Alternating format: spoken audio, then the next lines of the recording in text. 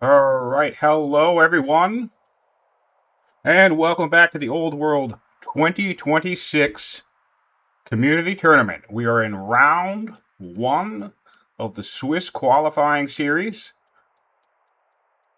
We have a match now between, I'm going to mess these names up, sorry guys, Heitlinger? I'm assuming the T probably is pronounced weird. It's not Heitlinger and Gurkov. Very, very exciting times.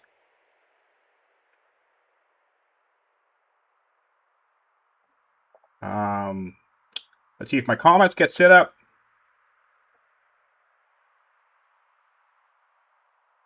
And let me just make sure that I can tell our friends on Discord that we are live.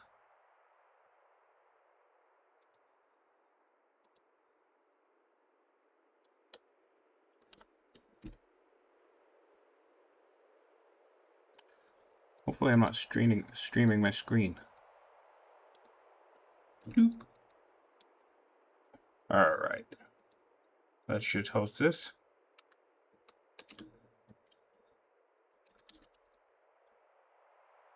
And get moving.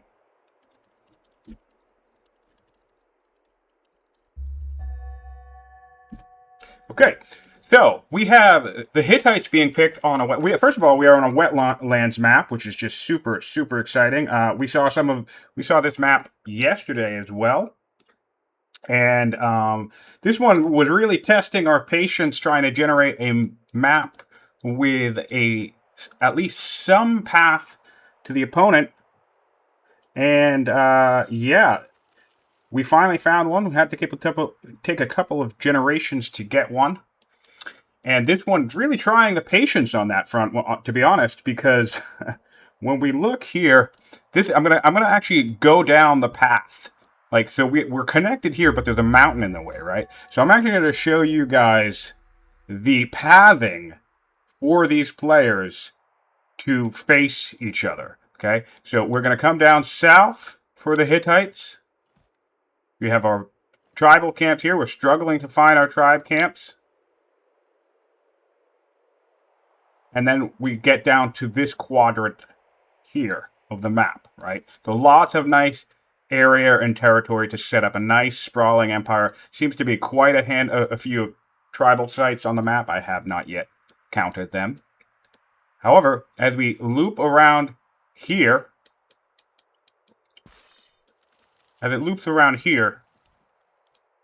we see the same mountain range that blocked us off up here, right? So still a barrier between players. However, we can then advance upwards through Tel Atlas, past Sindhu Sagar, and the Black Sea. And then this is our connection here. So this is the opposite side. And it's the same thing over here as well. So we can, these two isthmus, if you will, this volcanic hilly passes, are the connecting points between the two maps. It's like this weird S-type configuration. So they are technically connected by land, but I think sea travel is going to become essential here. And I like both picks because both Rome and the Hittites, we started with raiders at the Hittites going for a tactician. The special trait is herbalist. Really nice for easy healing after struggling to clear. Of course, our Hittite friend will probably not struggle to clear. We're finding our first barb camp with a spawn. So this tactician is going to hope for a melee unit. That's going to make it much easier for him to clear this camp. So we're hoping for melee there because he's definitely going to get a unit spawn. And let's pop over to Rome and see how we're doing over there. We also have a roaming tactician. Okay, so both players are hoping for a melee. We do have a melee spawn on the Roman side. Did the Hittite... Oh, no! And we got a range spawn on the Hittite side. So that's a little bit of a disadvantage right off the bat going to the Hittites. But I'm sure they'll be fine. I mean, tacticians are still solid at clearing. We have the settlers lined up, ready to go. So we can come in. And again, that herbalist trait is going to have us heal up pretty quickly early on. So, yeah, the Hittite player is going to be fine. Both players seem to have plenty of experience in the game. They were pretty quick to set things up, asked all the right questions, and, yeah, I think they're both raring and ready to go. So let's look at the start location region for these players. We have 3 groves, plenty of olives. These are great to harvest. I would be harvesting these. I would prio a harvest on these early on. Maybe we did that because it's turn 6. Maybe they already respawned by now, but it doesn't look like it because we don't have any culture in the capital. I love getting culture into the capital as quickly as possible, so I probably would have paused my scout here for some settling. We have a landowner settle. It does make sense to, since we're still clearing, to just settle right away and work on,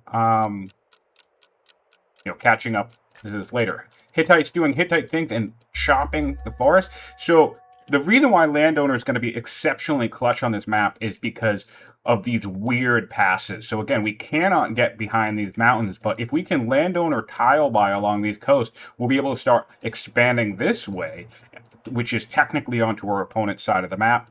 So I'll be really deeply curious to see how and where Rome opts to settle landowners. Oh no, Rome settled the capital. So still not too bad. They can still tile by along this coast and come this way from the capital, and I mean that'll give him a pipeline. But once players really understand the kind of geography of this map, I think it'll become clear how crucial a law like colonies will be, or again, the advantage of landowner seat. It does look like we're opting to take the settler towards the tactician and kind of save, get the tactician healed up quickly. So I'll be curious to see in what ways both strategies play an advantage. Obviously, getting an early settle here. We have our extra settler coming out a couple turns. That's going to be about 3 turns ahead of Rome's. But I mean, Rome clears fast, so it might not be an issue. Rome's going to want to heal up and then just keep going. So I'm going to try and keep an eye on that if I can, to see kind of like the pacing there. Because again, we have the Hittites who opted to settle right away, which personally would have been exactly what I would do. I would hold off. But then Rome opting to do the classic, hey, I'm going to come up here, I'm going to settle on top of my warrior that's clearing. And again, we do have Herbalist, so he'll be able to heal in 1 quick turn and keep going. So not a bad play, not a bad play. We have champions forward settle. We like that because the militia is going to come into play. So yeah, I'm looking forward to comparing the basically better clear momentum, I suppose, versus the earlier settle here. Because he's still working on a unit. This unit will be dead next turn. He's going to need a couple of turns to kill this guy, and then he's probably going to want to heal up before he goes on, which could either mean going back to his territory or waiting here. So yeah, actually, in hindsight, maybe settling forward actually was the way to go. And it's always really nice to save the free site if you can, because it creates a reliable place that you can settle. Like if conflict happens, or if the tribe starts spawning too heavily and you're kind of like running out of space, running out of room, you always have like this reliable sense of like, well, at least I can settle 1 extra spot, But again, sometimes it's the right call to just go straight for it. And this, if anything, this is one of those maps where that could be the case, because it was a long hike to get down to this tribal site, or these barbarian sites. So it'll be interesting to see how that plays off. So yes, we are on a wetland map. And for those of us just joining in a little bit later, I'm going to run down the connection. It took up a couple generations to ensure that we could get connection between these players. And here's the capital for the players. It is a point symmetry map, so they're on opposite corners. But right here we have a mountain blocking off the rest of the access to this portion of the map. However, to see how we connect, we actually come up this way, right, into this region of the map where we can settle all up and colonize all these areas. And then this isthmus, this volcanic pass, and this volcanic pass over here are our connecting points to the opposite side of the point symmetry mirrored map. So it'll be interesting to see which player figures out the strategic value of tile buying around this region. Both players have landowners access in their immediate core. I think the Hittite positioning is a little bit better because he can bridge this gap cheaper, but even the Roman capital will be able to come up to this mountainside and get himself towards the Atbara River through tile buying without colonies. I think on the wetlands map, colonies becomes crucial as a law because let's say Rome settles here. If he tile buys over to here, he can hop along, and this is going to be incredibly difficult to deal with from a defensive perspective, from an offensive perspective, if players gain control of the center of the map. You'd settle the site on your side of the map. And this is actually a little bit of a strategic advice. Saving families is always difficult, and of course, it's always the tough choice. Putting off a family seat and trying to use it strategically.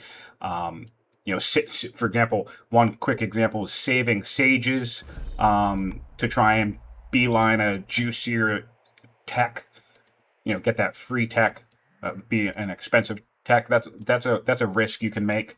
But on this particular map, the wetlands map, in my experience, I find the landowner's tile buying bonus is so strong that it actually, and don't get me wrong, I love settling a landowner's capital. I love settling multiple landowner cities right from the start.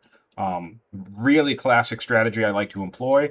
But on this map in particular, I have had a couple of games where I had great success by kind of not settling landowners first, doing some scouting, and if needed, delaying the seat and putting it in a core location. Because imagine if we put the landowner seat here, we could immediately tile across to our opponent and start pressuring this site. And I really think whoever controls this central corridor will probably have a dominant position on the map. And then we could look at some intense naval battles. Let's say the Hittites expand here, but can't really get across this core. We could have intense naval battles trying to get directly into the heart of each opposing empire. And Rome, of course, could also try to cross this bay up here. So I love this map. I think the Wetlands map is one of my favorite scripts. It's available in the Empires of the Indus DLC. So it's one of the new map scripts released in the most recent downloadable content. And I was hesitant to play it because, look at all this marshland. Look at all this chaotic pathing, right? I had a couple of people asking me to play it when I first got, when it first came out. And I played the Dota maps quickly. I played the Mountain Pass maps quickly. But I kind of was like, I feel like maybe this is one of those maps that's not suited for multiplayer because of its chaos and whatnot. But you know what? I actually think it's fantastic. I think my favorite maps now have become the maps that pose interesting, unique, challenges to the player, things that you're not really used to. So, because I think what they'll do is they flex different tactics and strategies. So, for example, we deal with a lot of marshland territory on the wetlands, as you might expect. This is going to allow centralization farms to shine if you really push for them. You can put a lot of farms on these marshes, and interestingly enough, that all translates to wood income, right? So one of my successful games on a script like this, I actually went for like a full-blown archer strategy, but I never brought in forestry because I didn't need it. I ended up having something like 45 wood income per turn, which is not a lot, but combined with chopping, and I was eventually... combined with chopping, I had a good forest layout. Like, there's a really nice forest here, right? Combined with chopping, the marshland farm with enough, and of course, with traders' income, we have lots of nets in the capital, but there's plenty of pearls up here, so you can buy wood as well. The marshland farms ended up serving as an excellent source of upkeep maintenance for a primarily archer army, even though, I just didn't need lumber mills. It was really, really cool. Like, imagine putting farms all around here, right? And then plopping a granary right here. For those of you who do not know, the granaries also increase the wood output of marshland farm tiles, which, just as a quick reminder, you do need to adopt the centralization law to build them, but you don't need to have the centralization law to maintain them. Like, if you build a bunch of farms on marsh and then swap to vassalage, you'll still keep your farms and they'll still output. But the thing that's interesting is that in this area, right, if you put all these marshland farms and then put a granary, which costs wood upkeep, the granary will actually pay for itself and then some. You'll make a net increase of wood by placing a granary in a situation like that. And that's what I did on one of my first or second tries on this map script. I decided, you know what, I'm going to go with a crazy marshland farm spam strategy. And in that particular game, it paid off. Of course, your workers get damaged as they work on the marshes, and they take an extra turn to build. I happen to be a builder in that game, so it was a little bit easier for me to get workers out and basically waste time building marsh farms. But a really, really cool strategy, and I love this map, basically, the long story short. So let's look at what our players are doing in terms of their strategies. We have Rome. We have navigation pinged. We have spears pinged. So this is a reaction to the fact that we're up against the Hittites. Navigation because it's just going to be so essential on this map. I'm curious if he's doing this for the classic serfdom grab, or if the Roman player is aware of the fact that colonies is going to be crucial in this game. We also have rhetoric grabbed, which I think pinged, which I think is really smart because exploration is going to be clutch on this map as well. Exploration allows you to harvest some coastal resources, which if there's any fish on the map, is there any fish? Oh no, no fish.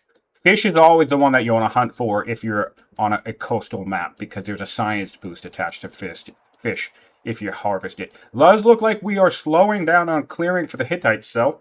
Our settlers come back out, so Rome is taking the momentum there. Classic use of that Hittite chopping bonus, was able to chop some wood with our warrior. That's really an immensely powerful ability. I don't think it gets talked about enough, or maybe it does, but just the ability to chop with anything is just super efficient. I think the Hittites have one of the best economies in the whole game, and the ability to chop with any unit plays a role in that. And of course, you have traders and landowners, which are both economic powerhouses. The Hittites have made it towards the central map. In fact, let's take a quick, brief look at our exploration. So this is the known world according to Rome. And this is the known world according to the Hittites. So the Romans have a slight edge on the exploration game as well as having already cleared a second site with a settler on the way. So it's a little bit of a contrast here. Well, actually, no, because the Hittites haven't even settled their third site. So Rome is up in momentum in general. We have 2 shrines in the capital. Interesting, like that. One for culture and a little bit of income, and one for growth, and that will buff the orders of this farm. So it looks like we're going for adjacencies a little bit. Neat to see. And we're doing something I like, which he's adding in these fish real quickly. I think this is an interesting kind of poor man's traders. I think my description of the landowner's family is like they're the jack of all trades. Like this 3 fish location obviously is a strong trader spot, right? Because we're going to have 4 growth and 20 food right off the bat. But this is actually going to be similar. We're going to get that 4 growth, 20 food on a delayed timer. So it's going to take these guys a little bit longer to put the specialists in these tiles, whereas the Roman landowners player can do it right away. And of course, yes, we're still playing catch up, so I'm not saying that landowners is superior in this location. What I'm saying is that landowners can flex into many different locations because of their ability to just be able to instantly plop specialists into things and make up for mechanics like the increased yields from a trader's location, or the increased yields from a hunter location, or even if you have an iron location, right? I'll put landowners on an iron spot because, again, getting that iron mine and those iron miners online quickly can actually get you back to building units faster than the average champion's location. I probably wouldn't necessarily put a landowner's on iron if I still have the champion seat available, but if it comes between a decision of a champion's or landowner's generic city on iron, I actually might choose landowners most of the time because I want the iron miner. I want it done, I want it finished, and yeah, you kind of equalize that training advantage pretty quickly by doing that, and I just don't like spending a lot of queue time on things that aren't units if I'm coming from a military city.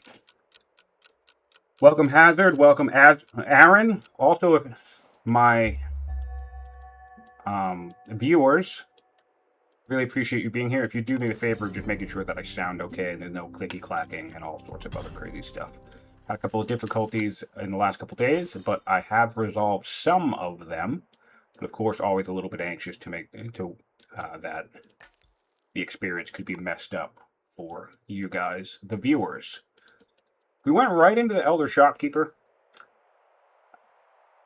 I don't really know how I feel about that. I feel like it's a lot of build, or like get it out as quickly as you can. But one of the reasons, like I was saying, with the do we have a judge?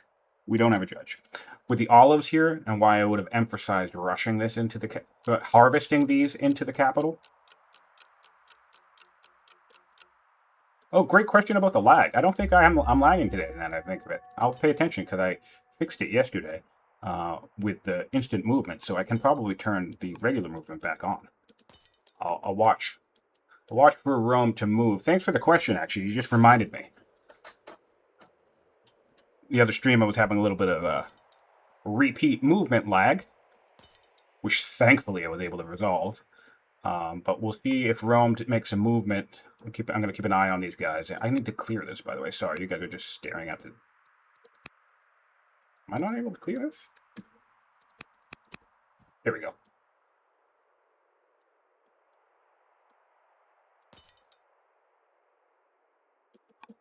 Move the militia. All right, I think we're clear. So I'm actually going to turn on cool movements.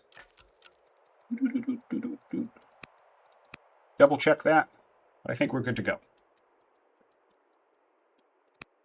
I think we're good to go. Really cool. Thanks for pointing that out.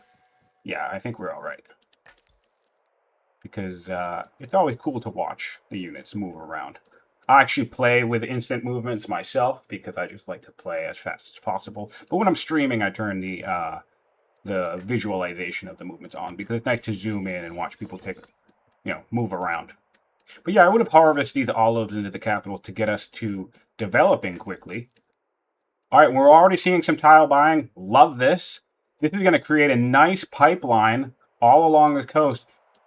In fact, yeah, man. If he settled this, landowners, you could even exchange tiles this into your seat and keep tile buying along this coast. So I like that. And he's discovered a forest up here, which is going to be really valuable for the Hittites. They can start chopping all of this because, again, technically this is now the Roman side of the map when we think in terms of the way the map is mirrored and the access that each player has to each side of the map. We're kind of having the Hittites wander into sort of like the hinterlands of the Roman portion of the map. And if he can start chopping all of these forests, even if he's not able to get up here and settle and clear, that's a strategic advantage available only to the Hittites, because you can kind of wander onto your opponent's side of the map and just steal all of their wood.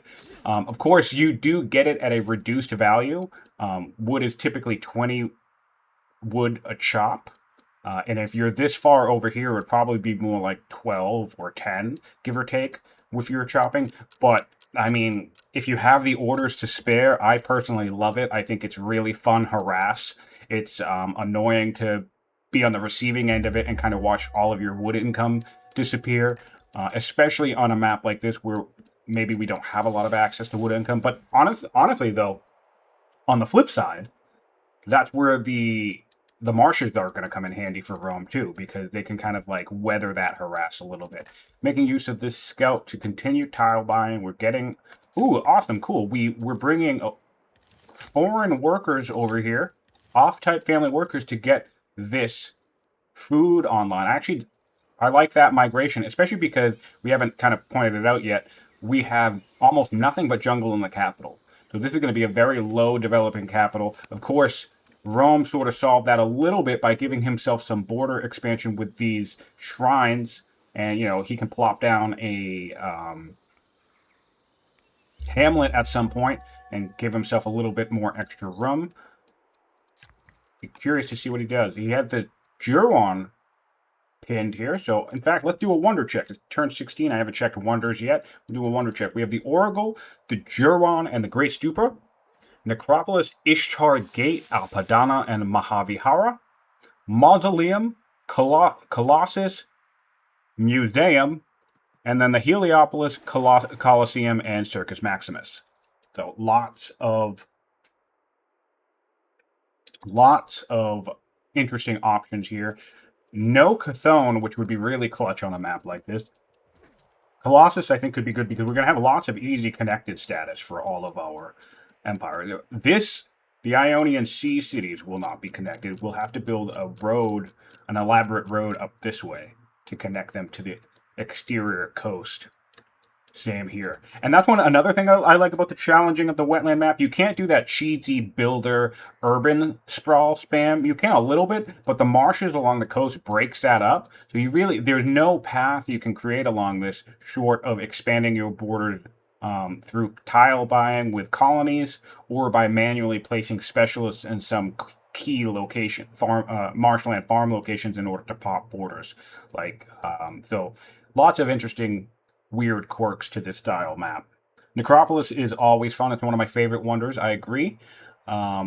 I don't build it as often as I probably would like to because it always ends up falling a little bit lower on the priority pool compared to whatever else I may be doing. But yes, it is indeed a good, strong wonder. And I actually think it's an exceptional choice for the landowner's seat in particular, because if you're in a high growth landowner's location and you're pouring your citizens into farms and your citizens into all sorts of stuff,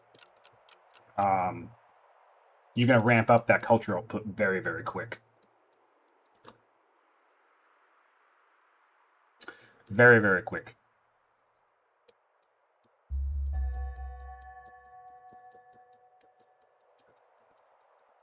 All right, so here we have labor force coming up for the Romans. We're on track to clear another site. Tactician is doing work. We have some promotion. We have Bloodthirsty. We can get Warden, which would be really handy for them, or possibly go... Yep, of course, we're going Warden. That's the best one, really, of the choices. Although I have become more and more fond of going up the combat tree. I think that's a reliable and perhaps potentially underrated promotion branch. You get somebody with, what is it, Combat 3 or Combat 4? Pretty strong. Yeah, looking for really solid play from both these players. I think they're both experienced. That's one thing that's exciting about this tournament is we have lots and lots of new players. First-time multiplayers in the tournament, but not first-time experience. There's a different match going on today where a player had mentioned that they've played over I think over 4,000 hours, a ridiculous amount. And yet today is going to be their very first multiplayer match. So that's the type of energy and action I want to see. I want to see newcomers to the game diving right in. And I also want to see long-term veterans who never dip their toes into multiplayer giving it a try, because that's exactly why I'm here. In 2023, I played this game for several years, never played any multiplayer, never had any interest in any multiplayer. We switched to a Zealot and got Zord of the Gods. What on earth is happening? This happened in a different match as well. So we've had 2 events, and we have Herbalist. We have an Herbalist Zealot, a tough Herbalist Zealot with Sword of the Gods, so that the clearing tempo for the Hittites just skyrocketed. That's incredible. And just for those of you who don't know, the Herbalist promotion does synergize with the Zealot heal. So that means every time he kills somebody, he's going to get 9 HP back. No, he's going to get 11 HP back. It's insane. It's insane. This thing is invincible now. It could take a bunch of hits. It's barely going to take any damage from those hits because Sword of the Gods. And then once it's done killing stuff, it's just going to heal itself almost back to full health from half health. So this thing is just a murder machine now. That's incredible. So that's a nice little uptick on momentum for the Hittites after maybe falling behind a little bit on clear. And yeah, that's honestly, that's fair. That's almost like Hannibal level of clearing for sure. It's going to be a one-man army. I would like to see if he just decides to charge into the next camp with the 1 unit, despite having several tribes up, because I think this unit can do it. This guy's going to be 2-shotting units only taking 5 damage in return, and then instantly healing all of that damage on each kill. So yeah, very, very huge threat level there. The Romans have cleared the camp. In fact, we actually just cleared the same camp that the Romans have cleared with our new divine ruler.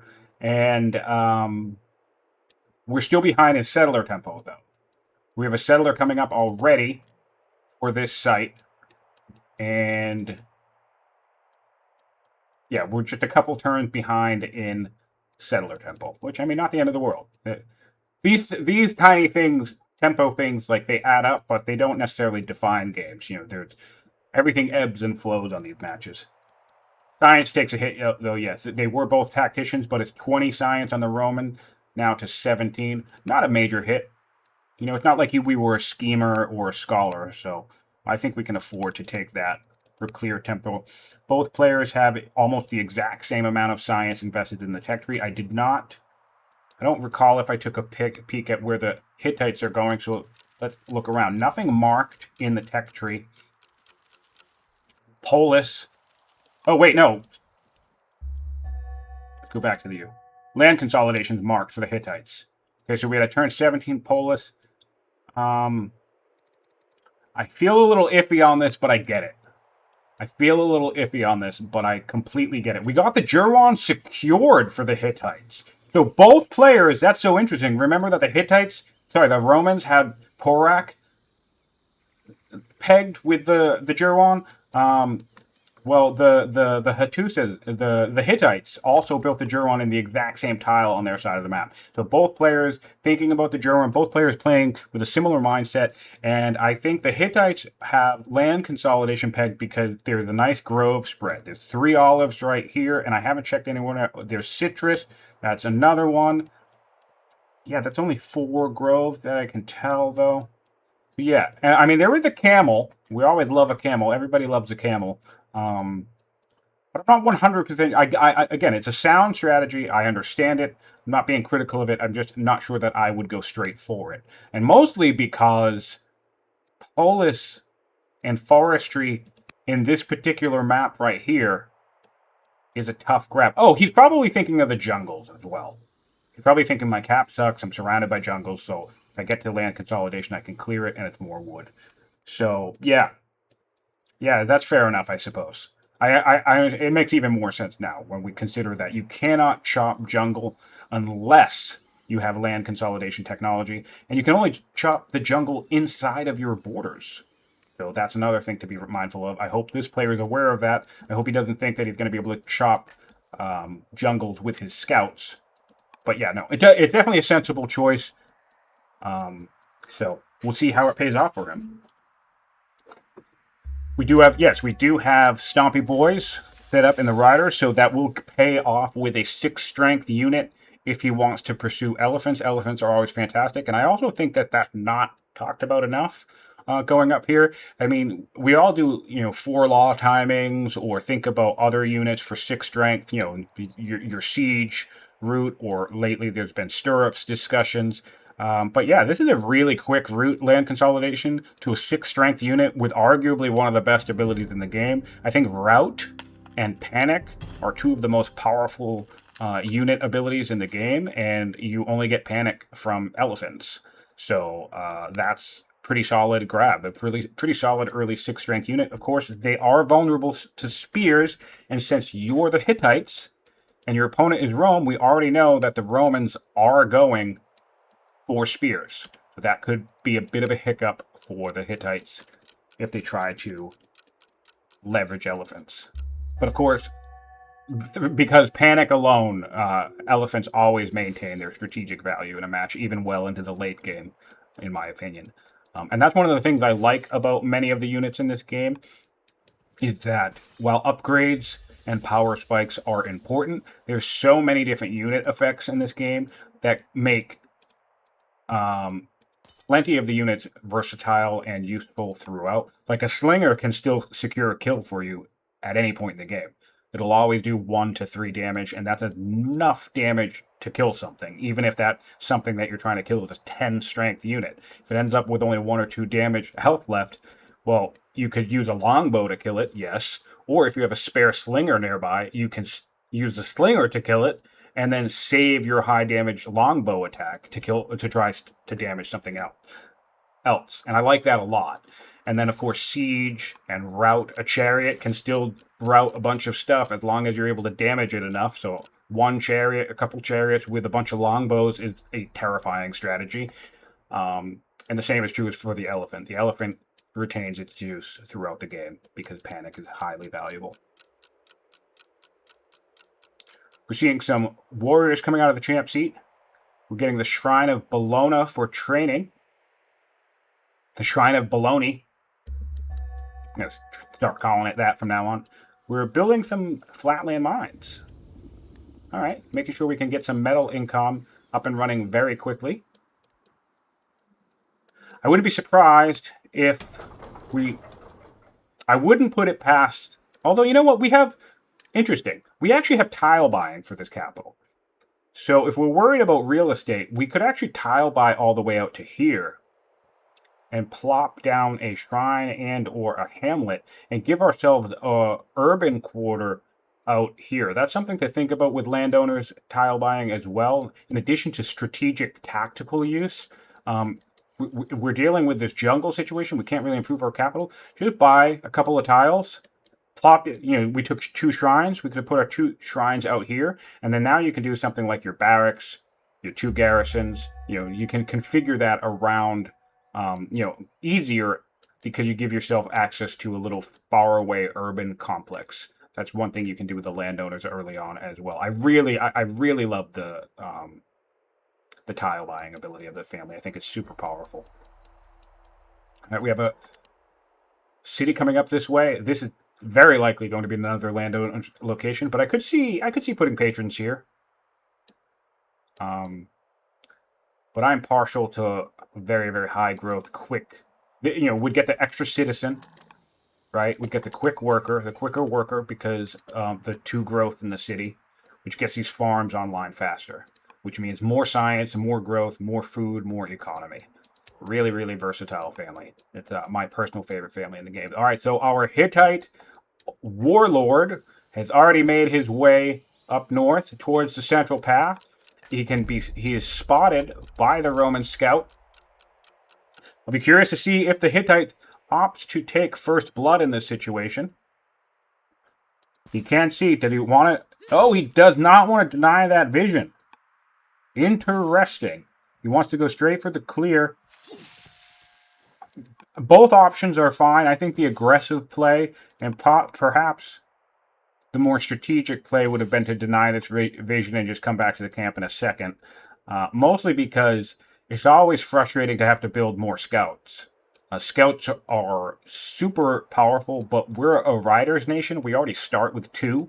So if you can take your opponent's starting scout off the board, well, they're going to be blind for a little bit. And that also is going to translate to 2 things. Build queue disruption, because, I mean, you're just going to need to build another scout. You can't have... I mean, having 1 scout on the map is bad enough, but having 0 scouts is just ridiculous.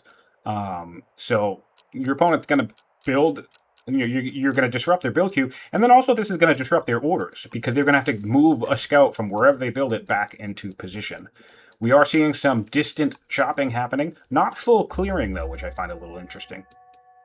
I'm curious why we aren't full clearing. Maybe the Hittites think that they're going to be able to come up and claim this territory.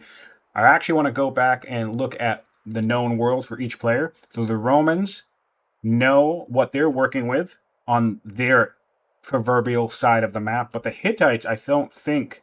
Yeah, the Hittites did not go to their woodland region, and they're actually scouted up towards, again, technically, like the Romans' woodland region. So we could see some early conflict if the Hittites choose to expand aggressively this way, rather than trying to stay on their side of the map. Which, you know, it's always exciting. Early conflict is always exciting. And this map is interesting because expansion is slow. However, later in the game, once our borders are connected and we have, you know, some tile buying and some colonies, the map is going to shrink very, very quickly. as players are able to zoom across the map with coastal movement, and of course, if they choose to bring in ships. 2 settlers being built by the Hittites, granary being put down, which I like, warrior coming out, but I mean, we just have the most badass. Oh, and now he's swift. Good God. Guys, look at this ruler. Oh, and he still managed to kill. So the Roman player did not move his scout in time, so we did deny that vision, which is great. We have a swift zealot who's tough, herbalist. Again, remember that the herbalist trait combines with the zealot heal, and he has Sword of the Gods. This is just one of the most insane units I think I've ever seen for this stage in the game. It's turned 23, and this is just a god tier unit. That's incredible. That is brutal. That is brutal indeed.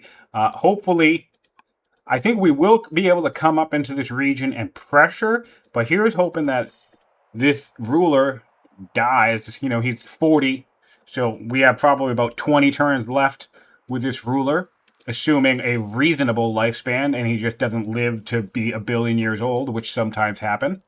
All right, so we're full clearing now. I like that. So, you know, hopefully, you know, maybe we pressure take this territory, which will be a really, really strong grab for the Hittites, to be honest. Especially if you can connect these borders. That's going to just create game-long pressure up against the Romans.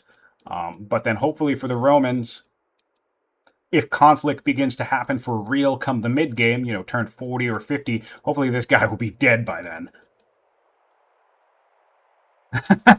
Chloris is saying his ruler like this would be dead at 26. Yeah, that is always, you know, life in the old world is brutal, and sometimes the gods favor one player more than the others, unfortunately, but I think in the long run it evens out. It can be tricky for tournaments in general, but I think, you know, in my experience, I have, you know, one really bad luck game that just everything explodes, but then I'll have a couple of, you know, either mediocre, normal, you know, not too bad, not too great games combined with some really lucky games. So it's easier to remember the bad luck, though, for all of us. So it's easy to remember the one time or the 2 times that your heir died when they were perfectly groomed at age 22 than it is to remember, like, all the 5 times that you got Sword of the Gods and then crushed everything with it. Gabe states, interesting. Hello, Purple Bull Moose. I'll give you a rundown of what's happening. We are on a wetland map with a very interesting snaky connection. Both players are pressuring the center of the map, which is good. I think this is a nice reaction from Rome. Rome's scout was just killed after being able to see this god tier unit. The Hittite king has a swift, tough herbalist, Sword of the Gods zealot. So I think seeing that come and murder you after just taking the central site immediately made Rome say, all right, well, there's no way I can have the Hittites take the central site, you know, be the only ones who take the center. So Rome securing their center. Rome has expanded a little bit better than the Hittites. They both have the same number of cities now at 5, but Rome got his out a little bit quicker and was clearing slightly faster until this unit became god tier. It actually started as a tactician. The herbalist with the trait, they were both herbalist tacticians, but through events and other favor from the gods, he has gained the sword, transformed into a zealot, got tough, and acquired swift. So yeah, that is one of the most brutal units I think I've... And, you know, for good measure, he has the bone dice in case we want to keep gambling for more good luck. But I think... if it were me, I wouldn't press the gamble button because I know... I feel like I'm due for some bad luck at that point. Going for some warriors. Out of 2 of our cities, we did traders, landowners, riders for the Hittites. And we did landowners, champions, and statesmen for the Romans. I actually want to do a stat check now, 20 turns in. We have 12 population in the Hittite land and 10 in Rome. Both have 3 specialists. Both have about 3 workers. Rome has built 3 more military units than its opponents. Laws adopted. Rome has a law.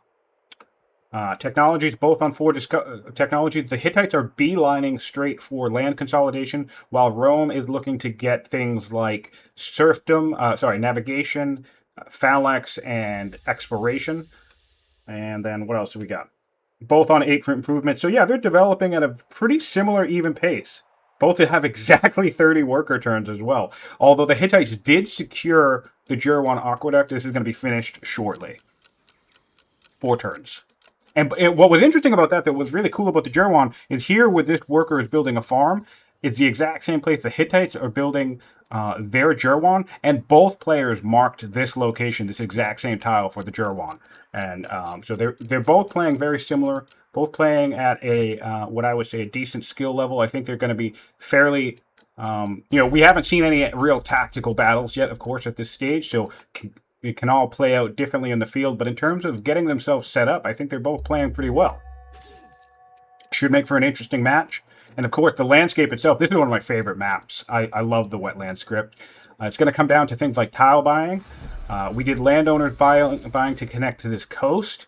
So we already have a nice coastal pipeline for the Hittites along that coast, unlike the Romans, who kind of have this gap that they're going to have to fill. So that's one of the advantages that the landowner tile buying is going to come in clutch on maps like this. And of course, we have a mountainous wall here, right? So if we look at, we can cross this with the Hittites once we get exploration. And then down here for the Romans, it would take a little bit more effort, but he can even tile buy along this coast and cross that same barrier using his capital border if he wants to as well. And then, of course, the colony's law will come in clutch as well. So lots and lots of interesting potential tension points on this map. I think they're going to have a tension point up here. They could potentially have a tension point down here, at least 2. And then if anyone opts to get a navy and decide to pressure along these coasts, that let's say the Hittites grab this territory and try to pressure along this coast, or maybe Rome tiles, buys, and hops here and then sends a navy this way. There could be some really serious, interesting naval battles on this map as well. 7 turns to navigation for the Romans, 28 science at this stage, turn 25 in the map, to 25 science for the Hittites, so they're not too far behind. And again, they're only 3 turns away from the Jerwan, so that's going to be a little science uptick for them shortly. And he has plenty of citizens to still plop in some rural tiles and some good rural tiles. He's building a granary here. A settler's coming out in his landowner seat. So adding another rural specialist to this is going to be a really good grab, and it's going to keep that science pace trickling upwards. That's another thing I like about the landowners family. It's not a major science family like sages or even patrons with their ability to ignore the discontent penalty in their capital city. But I think it allows a consistent and stable trickle of low-level science into your empire, which helps, I think, long-term as a foundational base. Excuse me. Of course, I forgot to get myself some water before I did this. I'll probably get up and get a break for real quick, even though it's a little early. But I tend to ramble incessantly. And my apologies if that gets... if I'm a little fast-paced on that front. All right, we have a scout coming out. See, so actually, this is exactly what we're talking about. We lost a scout. We were forced to build a scout. Ideally, I would have had this coming out of the landowner street. There's loss of growth in this capital. We're already almost done with all of our fishers. We would have had a 2-turn scout. But, I mean, if he's really, really pressured and feeling like he needs to scout quickly, he went for it right away. But now we have a champion build queue spending 6 turns on a scout. That could have very easily been 2 more warriors or 2 more slingers. So that's the type of strategic thing that you can think about, where I was saying, again, the Hittites did have the opportunity to kill the scout because the scout didn't move, but when we spotted it at first, if it were me, I would have gone up and killed the scout right away, because that can really be one of those things that it's all about those tiny little decisions that we make, that maybe that one thing doesn't define a game, but enough of those tiny little decisions can add up and create complications for our opponent. So now we have a champion seat building a 6-turn scout instead of more military, or maybe even another worker. There's lots of different options. I think that would have been better served for the champion seat in particular. to build than a scout. I would have placed, like, even this city that we just settled, I would have rather build a fresh scout at 6 turns coming out of this city than building a scout from the champion seed. So I would have settled this, start building my scout, and then, worked on something else from the champ seat. So little micro decisions like that can add up, and that's why harassing your opponent in certain ways, if you have the opportunity and it doesn't cost you too much, right? You don't overextend yourself for plays like that. If you're going to lose a unit to kill a scout, well, definitely try not to do that. Or like if this camp was going to respawn or something like that, okay, you have to do your best to make your own judgment call. But we were in a very fine position where we could have just dipped out and killed that scout right away. And frankly, we got kind of lucky that Rome didn't maybe notice the scout and didn't move it in time to save it, because Rome did get a whole turn opportunity to save their scout and just missed it.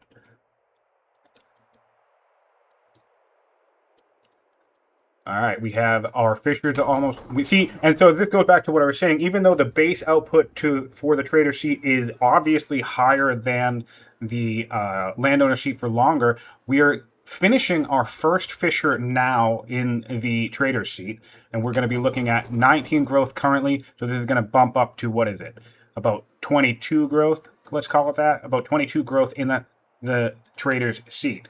And also, can't be emphasized, this comes with the shopkeeper. So 22 growth with 3 nets, a fish, and a shopkeeper. If we hop on over to the landowner seat, who just finished their third, look at this, just finished their third fisher. This is what I'm talking about, the flexibility and versatility of the family.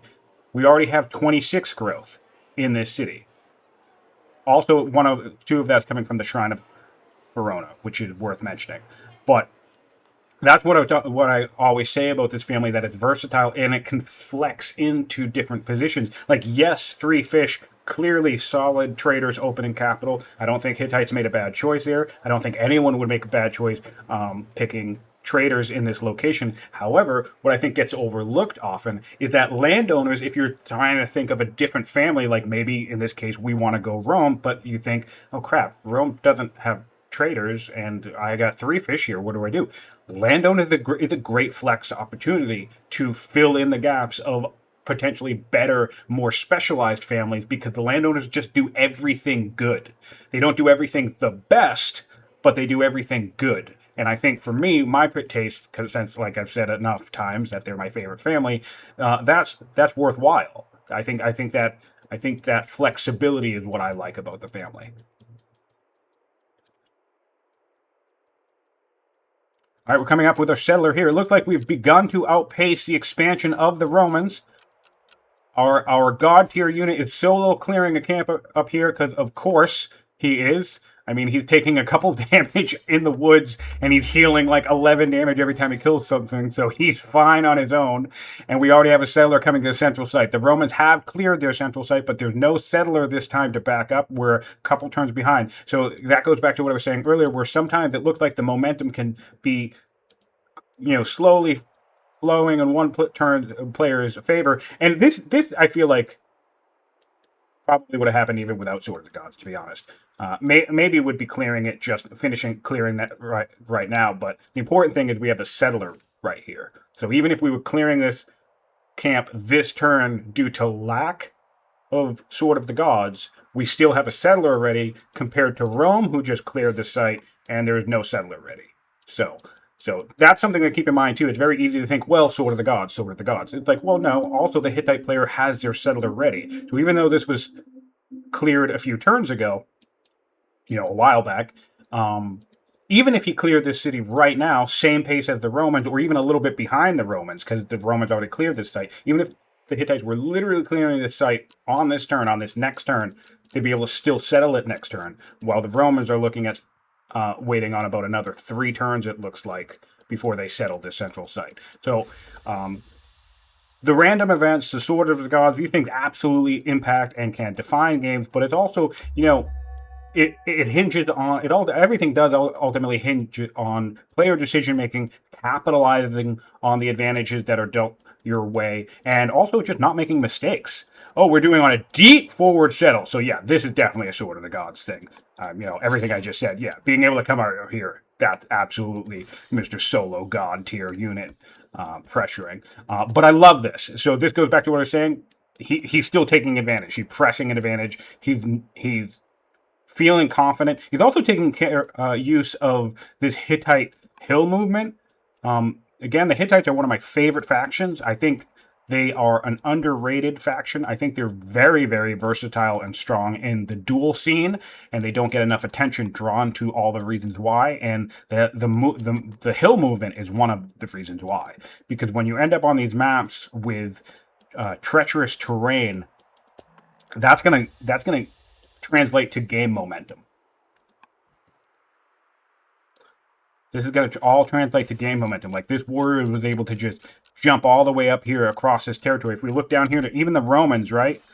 The Romans can make it across, but look how much orders they're spending. They need their full fatigue situation. Oh, do we also? Hey, we have a Swift tactician. Swift Heckler Herbalist tactician. Okay. So, I mean, no slouch over here in Rome either. I didn't even check. So both players managed to get Swift. That's amazing. And, of course, we are the Romans as well. So since we are a Swift Roman ruler, we actually have the exact same level of fatigue as the Zealot on the Hittite side of the map, because both the Zealot and the Roman base advantage is +1 fatigue, and now both players are also Swift. So lots and lots of great mobility from the Romans. We could see some early contesting. I don't know that I would want to go up against Sword of the Gods, though, but we still do have that stun, so we could potentially pressure. We can certainly, I think, contest this territory. The Hittites will be aware of what's happening, and I think I wouldn't be surprised if after we take and settle this, and we have, you know, a home base up here with Sword of the Gods and everything we got going for us, I would not be surprised if we try to pressure this site and harass the Romans and maybe force them to contest. But I don't think the Romans are in necessarily a bad situation. The Hittites are actually currently weaker. We're finishing up this scout in the champion seat, so we can start, swapping to military units shortly. Back to military units. Building another worker in this landowner city. Another settler coming out. Another settler coming out. Nice to see it. We're building a hamlet here. This is also useful for the Romans. Hamlets, a little underrated because they're very good for tile grabbing. So this is going to secure some coastal movement for the Roman player, which is nice. We've finished the Geron Aqueduct with the Hittites. So we can start working on farms. We're building a shrine in the landowner sheet. Which one is this? The growth shrine? Interesting. He's actually taking the healer shrine, and I mean, if he's going straight for land consolidation, yeah, this is going to be even more growth in the seats. I normally don't bother with this adjacency, but cool. I dig it. That's neat. Forestry is up in the hand, and we have it marked. But this is the other thing I kind of risky about this beeline. We have no laws. And the tricky thing about not getting any laws, like it's turn 30, we're going to have forestry by, call it, turn 35-ish, turn 36, you know, plus or minus. And you think the thing to think about is that by not having a law is what that means we're not building garrisons. By not building garrisons, that means our order economy is not really growing. And you kind of want your order economy to grow. And it's not like we beeline navigation either. And the Romans did. So in fact, let's look at what law the Romans chose to adopt. I'm going to guess serfdom. Oh, they went for slavery first. So that's a little weird. Did they even get navigation yet? Oh, no, they haven't finished navigation. They're 4 turns away. So they're going to have an order spike shortly. Right now, both players are looking at about 12 or 13 orders per turn. And the Romans in 4 turns are going to have a sizable jump.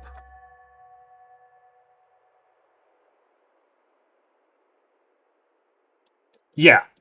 Purple Bull was pointing out a great point. Even though we do have the tactician, let's not forget that they cannot stun rulers anymore. So the Zealot has a clear advantage there head-to-head. I definitely think with greater numbers and the stun, it's still a risky fight for the Hittites to probably contest Rome, being weaker. Oh, they're back to similar now, which is nice. But yes, no, one-on-one, head-to-head, this thing's a nightmare to deal with. I think if I see this come out of the woods towards me and I'm Roan, tactician or not, I'm definitely gonna start sweating 100%. But the good news for Rome is I actually don't think they're in a position where they won't be able to deal with it. I think he has enough units in the area, certainly having his own Swift to combine with his Roman movement is super helpful. Oh, we actually have a note. We have a note.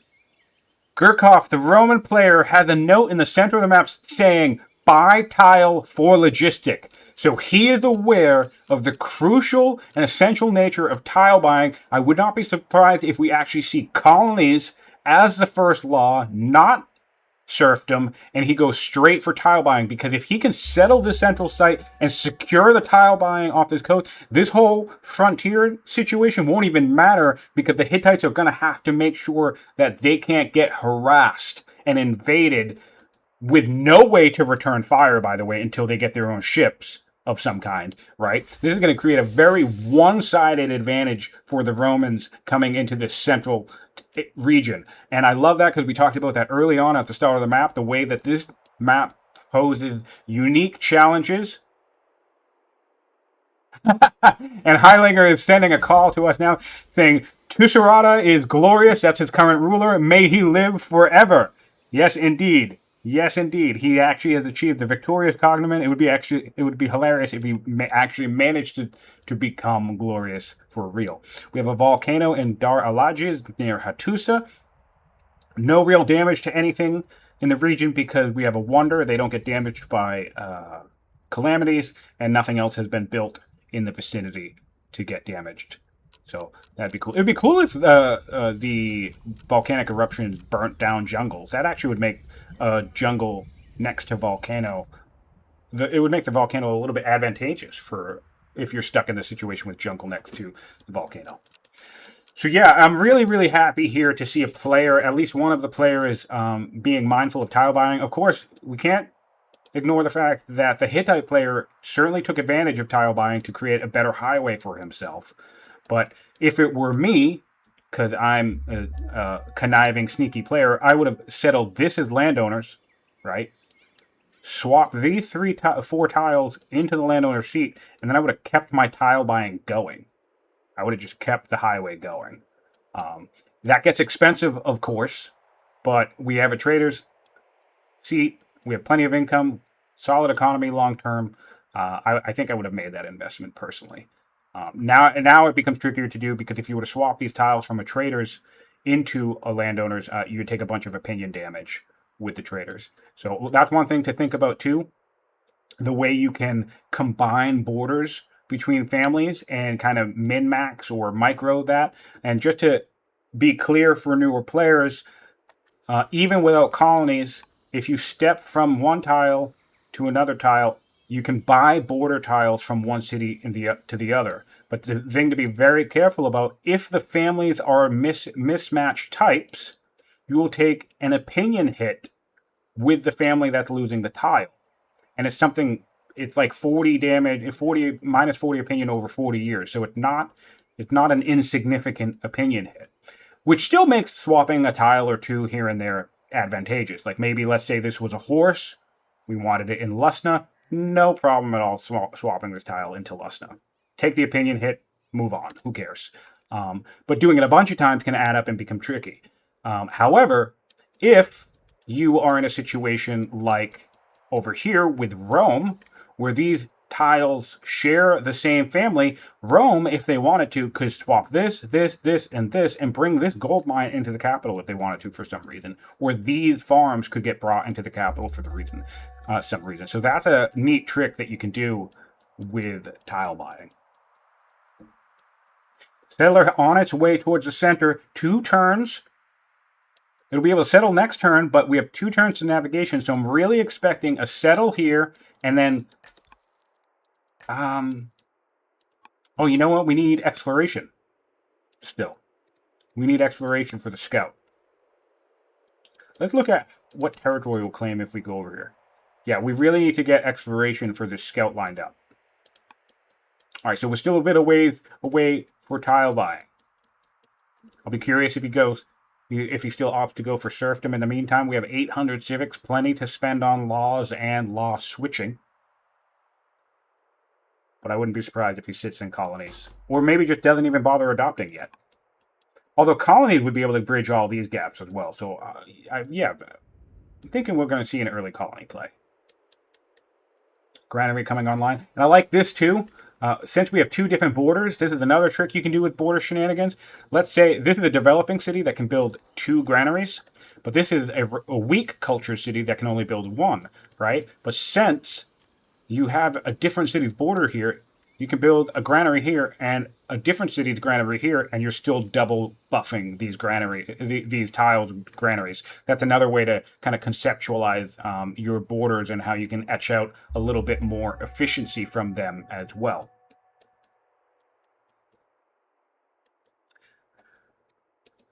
Right. Oh, it looks like we got a tribal invasion event from the Danes. It can be a decent way to grab an extra 10 legitimacy. You basically just let, you just keep the hostage.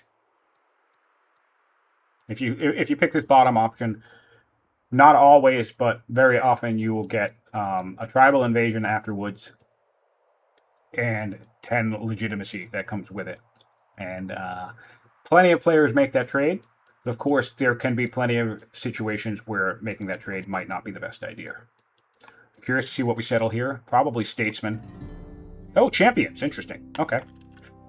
Well, if the majority of our units are going to be champions, and we do tile by to this border, you know what? I just realized something. Okay, 3 turns on a settler. Oh, that's amazing. I realized that the Hittites left themselves wide open by not settling this site. So I think they'll still be able to settle in 3 turns. However, if we were able to instantly buy, this goes back to what I was saying, where it's strategic use of the landowner seat. It's a little late in the game to delay landowners that much. But man, if this were the landowner seat, would instantly be able to start buying and then just hop across. Again, I guess we still need, it depends. I think if we buy this tile, we'll hop to the pearls. Is that close enough? Because we'd get the coast. So yeah, maybe if we just get to this tile. We'll have to keep an eye on this. But it would be hilarious if Rome is able to cut the Hittites' neck off. Or tail? I guess this would be the head, so this is the tail. Yeah. That would be very interesting to watch out for.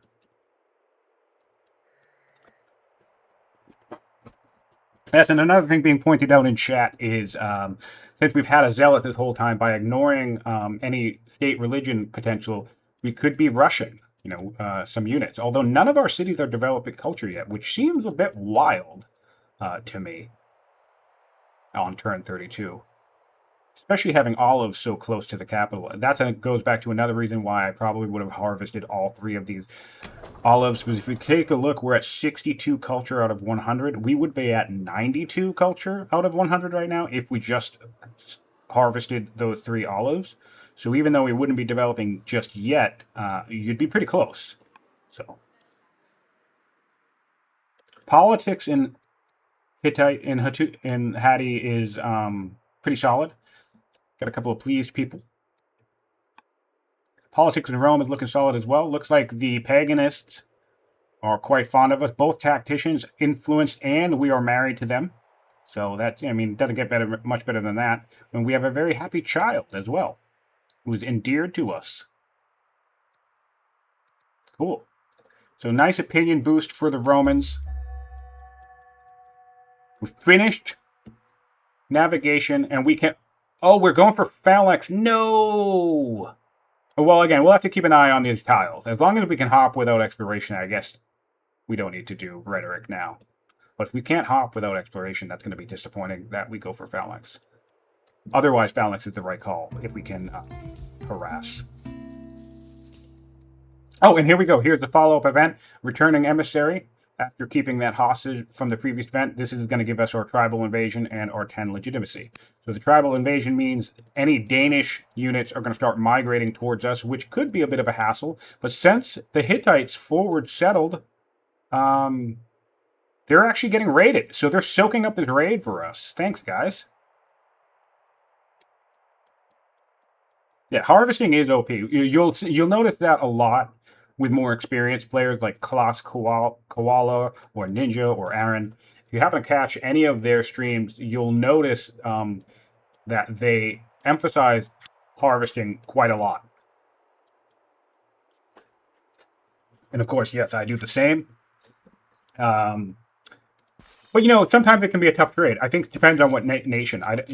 Babylon and Greece have rough order economies, so I harvest less with them. I think that's one of the really nice things about the Rider family. You get 2 extra orders right off the start, and you get an extra scout, so it really eases the burden on harvesting. And of course, for those of you who don't know, if you harvest a lot early on, it's a very, very quick and easy path to get a plus 50 cognomen, which that right there is an additional 5 orders baseline. The Pioneer, for example, which is for settling 4 cities, is plus 40 legitimacy. So that's 4 orders. But if you're harvesting fast enough, you can get the resourceful cognomen, which is plus 50, before you even settle your 4th city. So it's a very, very quick pipeline to a good cognomen. So definitely don't overlook harvesting. And then past turn 10 in the game, all of the resources, or at least the majority of the resources, have pretty decent events. You can get science boosts from olives, or elephants, or iron, or fish. Those are key resources to look out for. You can get special characters like adopted heirs or courtiers from different ones. You can get big lumps of food from the wheat, and camels, I actually think, pay out a big bunch of food as well, which that can be useful for expanding and settler spam. So anytime I turn past 10, all of these start opening up extra harvest events, which is really nice. Some of the events require turn 20, but I mean, I'm not going to go through the minutiae of dissecting which one is which. I just know start harvesting consistently and you'll get good stuff.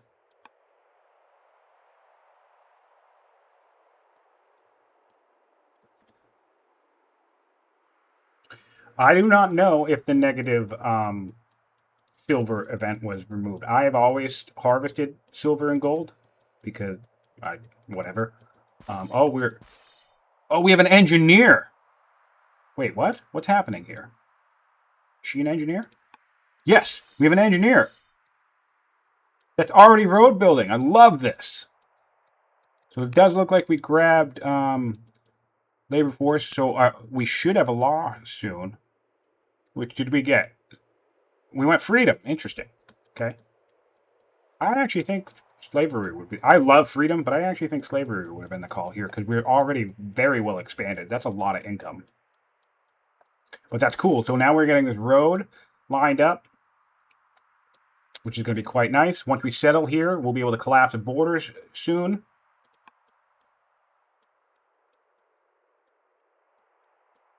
Oh, yeah, good. Good call out. Purple Blue Moose is giving us strategic tips in chat.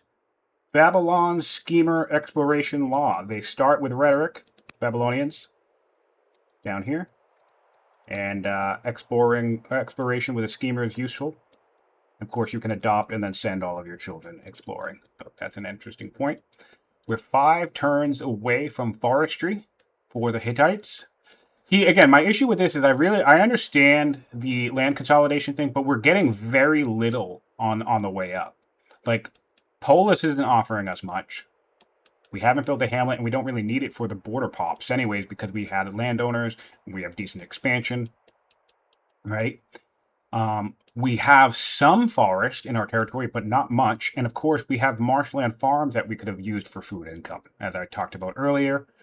So there's just so much we're not getting from this early, 35 turn investment that I'm still uncertain about this. Again, I get it. We have camels right here. We have elephants right here. We have 3 groves right here. The land consolidation beeline is a classic strategy. It's strong. It works. I just don't know that I'm feeling it right now for this map, for this situation. I think I know. I'll be curious to see how it works for the Hittites. They're having a good game, but I just think the tech path might end up being a mistake. Although there's 2 more groves here, so that's 6 groves in the region. 3, 2, 6. Yeah, all right. 6 is a decent number. Not the worst.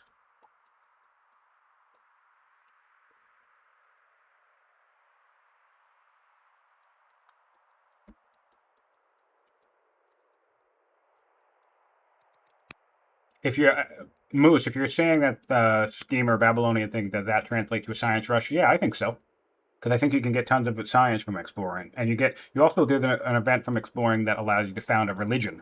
So since Babylon can't really found their own religion anyway, although now they can found Christianity because of their extra growth situation and the change that they made there, but you could luck into a religion from exploration too. So I think rhetoric is an underrated opening technology for the Babylonians, especially on a map like this, because fish in particularly is a very, very reliable science boost harvest event. So if you adopt, and plus it's just great to be able to explore over the ocean with a scout.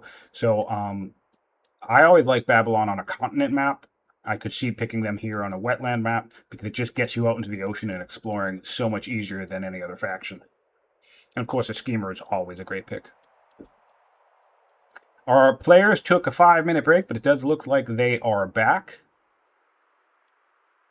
I'm on the wrong player here. This player is gearing up to deal with these raids. No active eyes on their opponent yet. They know more raids are coming from the south. This is going to be one of the things. Oh, they're at peace with the Vandals now. I wonder if that came from the event, and this will eventually change to their own tribal invasion. In fact, I can check, right? No, I can't, because I can't read German, question mark? Or Dutch, my apologies. Yeah.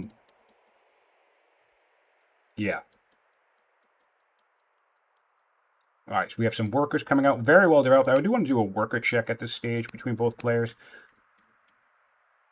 5 on Rome. Going to add 2 next turn. 4 on the Hittites.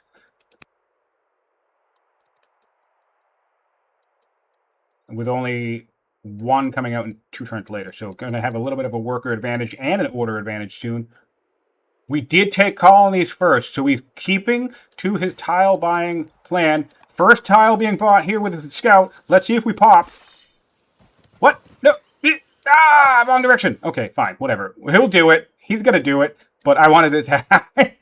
I wanted it to happen this turn so I could know if we're going to grab the pearls with this tile. I think we are. And if we do, boy, is this going to get spicy real quick.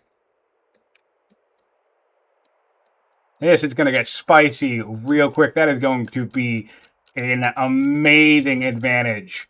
And I love that a player picked up on it, because when I was doing the early review of this game, I was talking about how tile buying could be such a clutch strategy. So I'm really, really thrilled to see at least one of the players decide, oh, look at this. I love the flood graphics.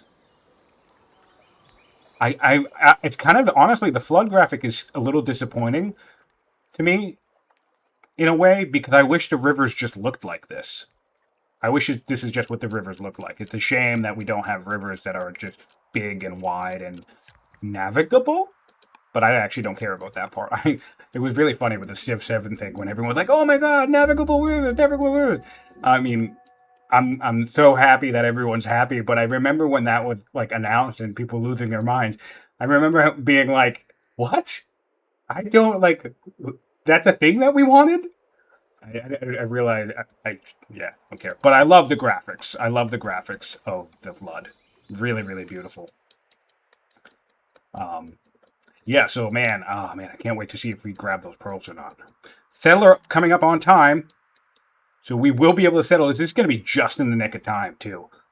Because if Rome did hop and then started tile buying, he can still secure this coastline and a quick pipeline. But I'm thinking, like, if he did this in the last 5 turns, he could have units right here pressuring this site. He's not going to have that opportunity anymore, but things will heat up shortly.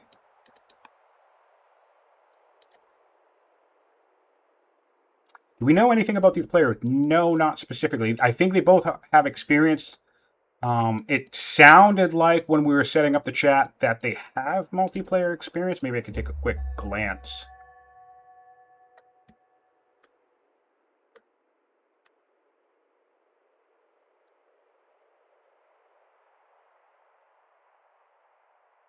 I think one player is new to multiplayer, and I think one has played some multiplayer. But both, when discussing the rules and change, they did elect to not include the Huns, by the way.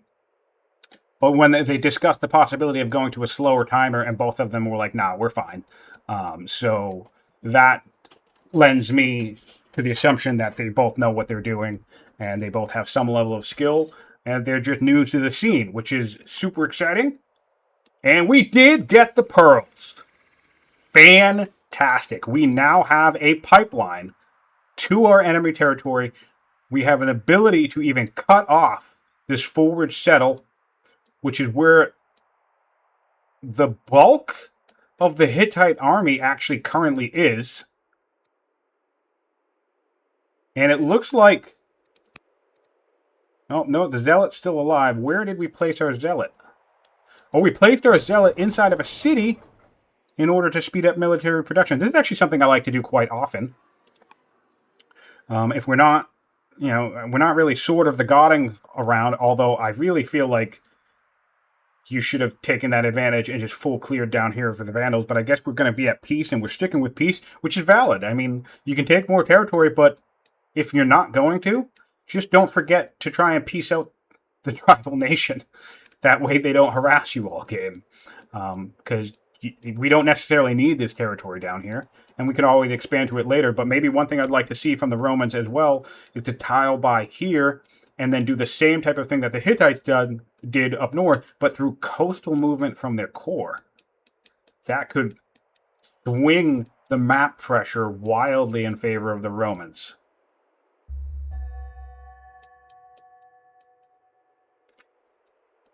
Yeah, good thinking, Almost. I'm actually going to try and remember from now on when I'm casting a game before we get set up for the very first time to ask the players to tell me a little bit about themselves, because I know that you do that, and that's a really good idea. Patriarch be influencing. Yep, we have good politics. Good politics in Hattusa. And for players watching, if you're participating in the tournament, feel free to leave us notes.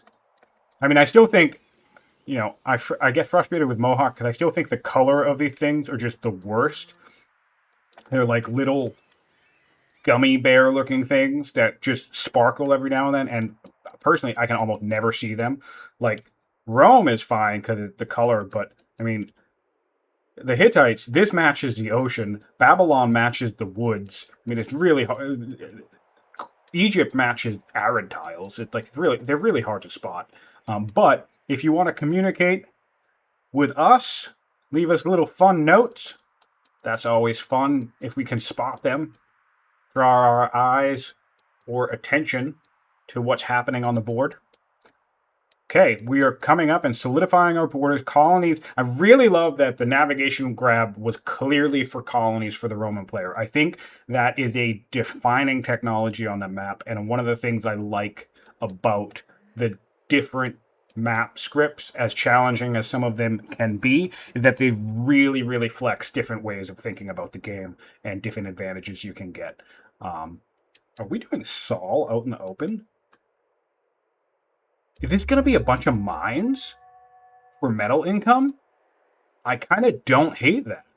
There's no woods to really capitalize on Saul except up here. So in keeping with my just build it now and don't wait, are we building Saul for some border pop? And are we just going to surround it with mines and actually use this 20% adjacent mine bonus? This very rarely and often overlooked bonus, because obviously the one training per lumber mill is better, But again, this is another thing that I'm talking about in terms of the map that we have. There's not a lot of woods around. There's not a lot of ways to utilize this shrine. So now we have a scenario. The desert is another great example of a map that this makes sense, where you can just use shrine and actually use its other the fire shrine, the Shrine of Sol, and use its other perk, which is, hey, you can buff your mines. Why not? So I want to come back to this if I can remember and see if we start putting mines around this, because I think that would be awesome to see. Tactician coming up. We have a wonder. We have a forward. This is brazen. This is bold and brazen and a clear flex of one's confidence. You have the furthest possible settled city forward on your opponent's side of the map, and you're building a wall and a wonder. Bold. Bold move, my guy. Up against Rome, too. Bold move. We can see borders at the Hittite. The Hittites can see this border. We did get our settling. We are still continuing our road, but we might start seeing some border creep towards us.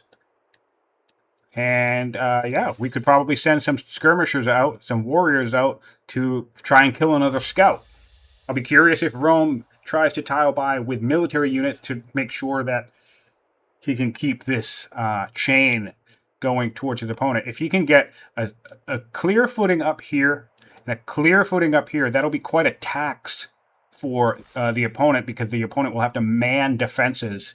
I don't think this is necessarily the easiest territory to invade for the Romans, just to be clear, but it will mean that the Hittites just can't stage up here the entire time. They actually have to now man technically two different fronts. And if we settle here and tile by across here as well, I guess this is part of this front. Yeah, 2-3-ish fronts all along this corridor.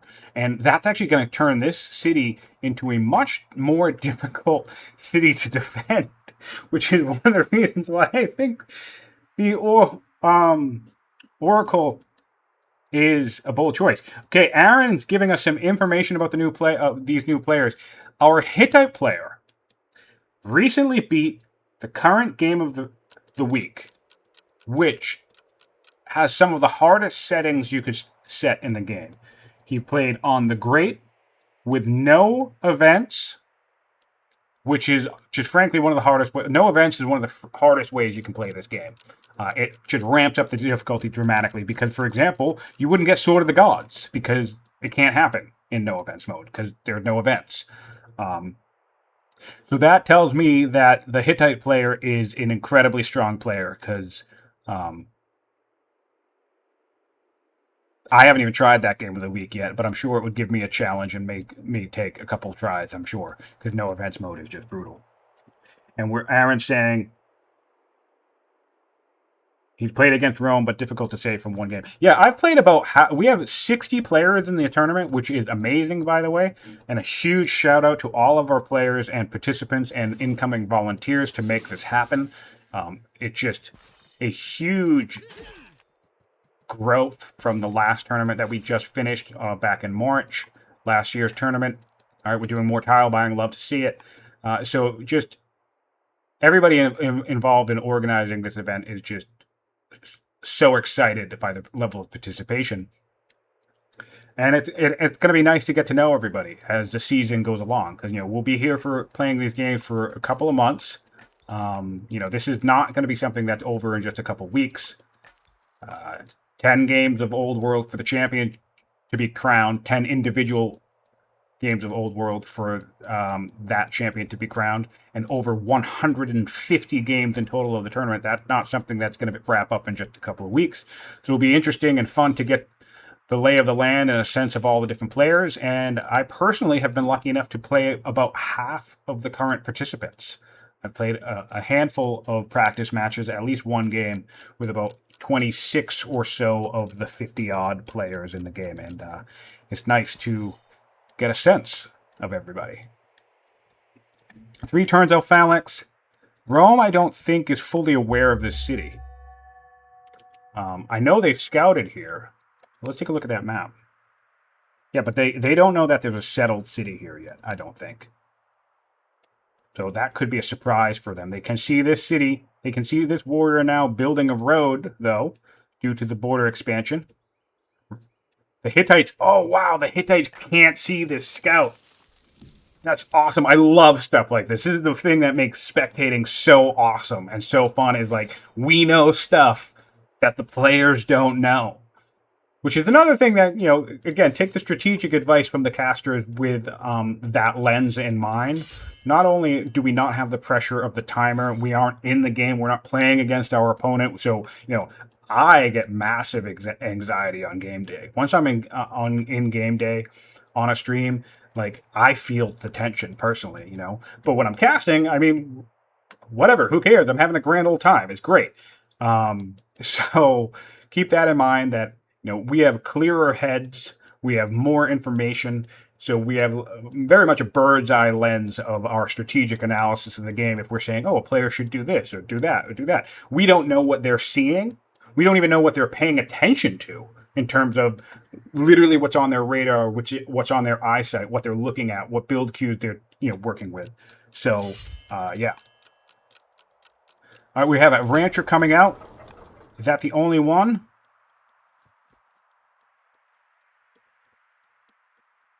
Oh, yeah, man. Larrick in chat asking if I feel stressed. Absolutely.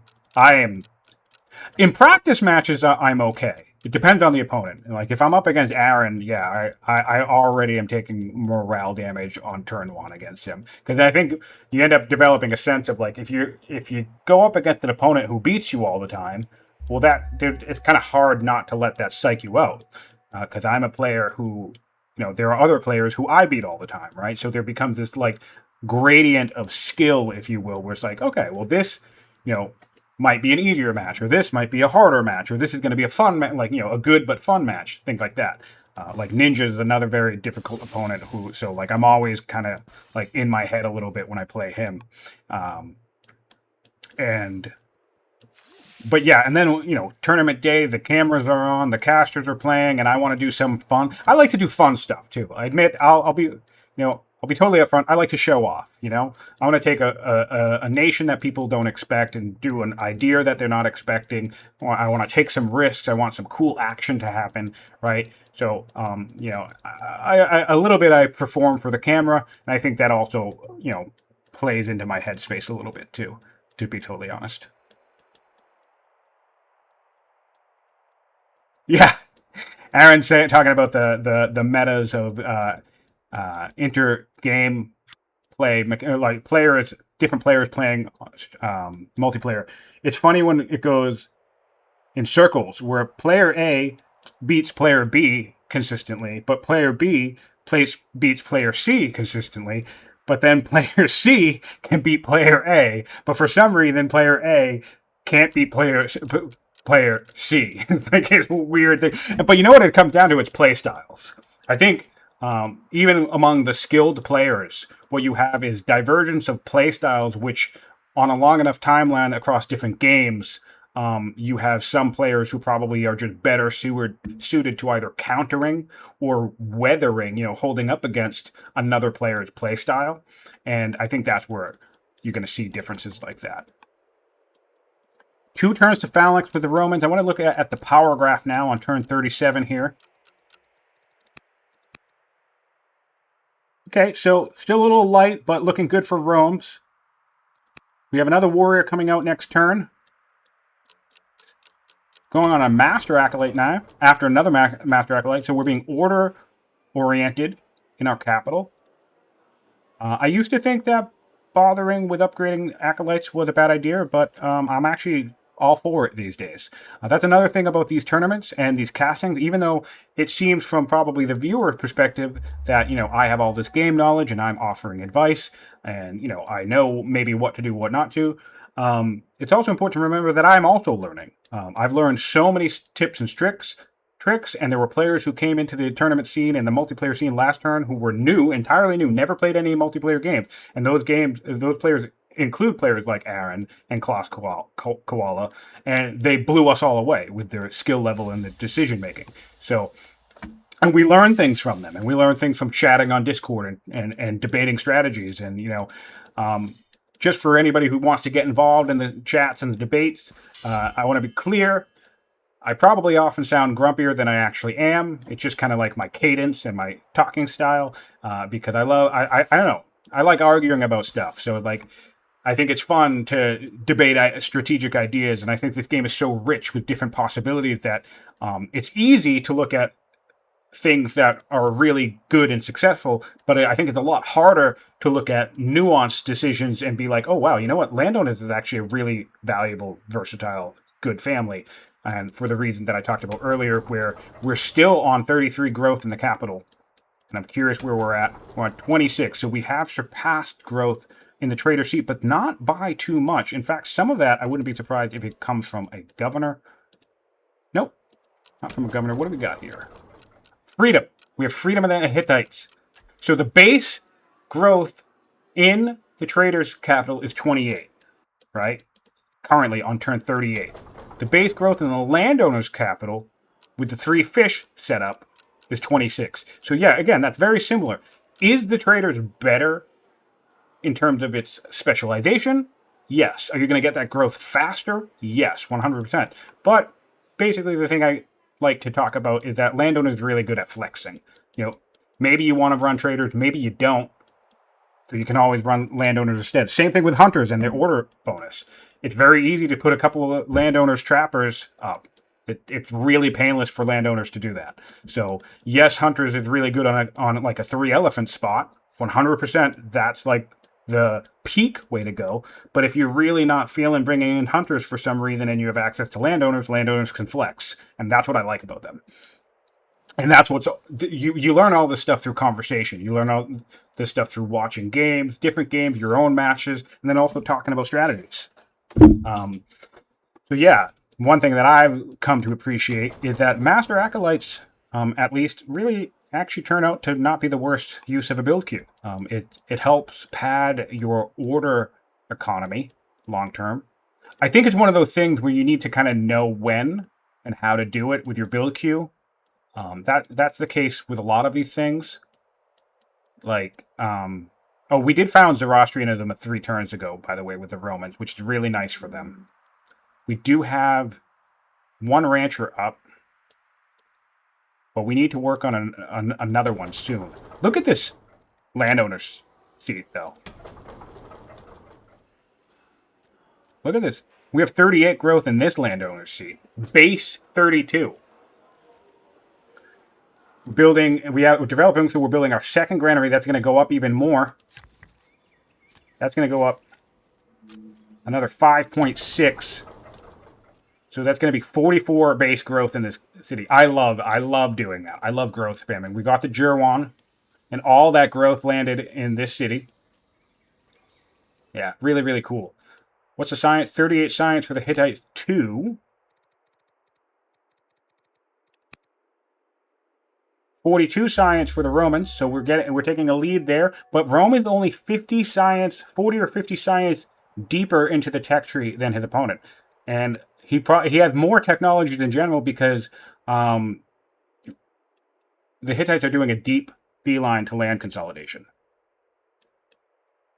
We are getting trapping now, though, as the Hittites. But yeah, it seems like, again, navigation, core, key grab for this match. And the Hittites, this is approximately the 3rd time, I think, that the Hittites have overlooked it in opting for this straight beeline. And maybe it plays out. Maybe it pays off. He's going to have a science spike when these groves come on. So, again, I'm not saying that this is necessarily a bad play. I understand the play, I understand the decision-making, but we're going to see a comparison of what we lose relative to Rome's ability to pressure this central core through tile buying. In fact, I find it surprising a little bit that we haven't continued along the coast, but maybe he wants to make sure that he keeps his scout safe. With a spear up in this Roman city, this champion border city by the Black Sea, that I think is... Oh, no, we actually can build spears. No, we're getting spears next turn. So that was a spear from an event. Nice grab for them. The Hittites are still weaker. They keep kind of tiptoeing in and out of similar keeping pace with the Romans, which makes sense. That Roman production can be difficult to compete with.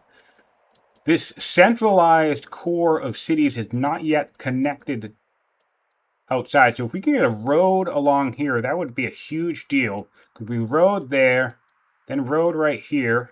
We're doing quarries, so we're not doing the mine thing that I thought we were doing. That was just for a border pop. All right, oh well.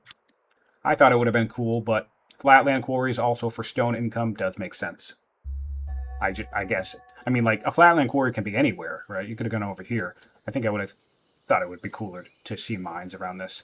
And fun fact for those interested in playing the new nation Tamilakam, they are the only nation that has this fire shrine and the artisan's nation. So if you put a fire shrine in an artisan city and then put mines around that shrine, that's actually a 40% mine boost. That's basically like having hills in flat land. So something to think about. 7 turns on the Oracle. This would be the second wonder for the Hittites. You've already secured Jerwan. We have the Great Stupa left for weak wonders. And the Romans could actually build that. The Romans could build the Stupa. They have the civics, they have the stone. Be curious to see if they could grab it. That would be another thing that would lend orders to them. All right, more tile buying. Honestly, I would love to see him complete this quickly in one turn, but I guess he's in no rush.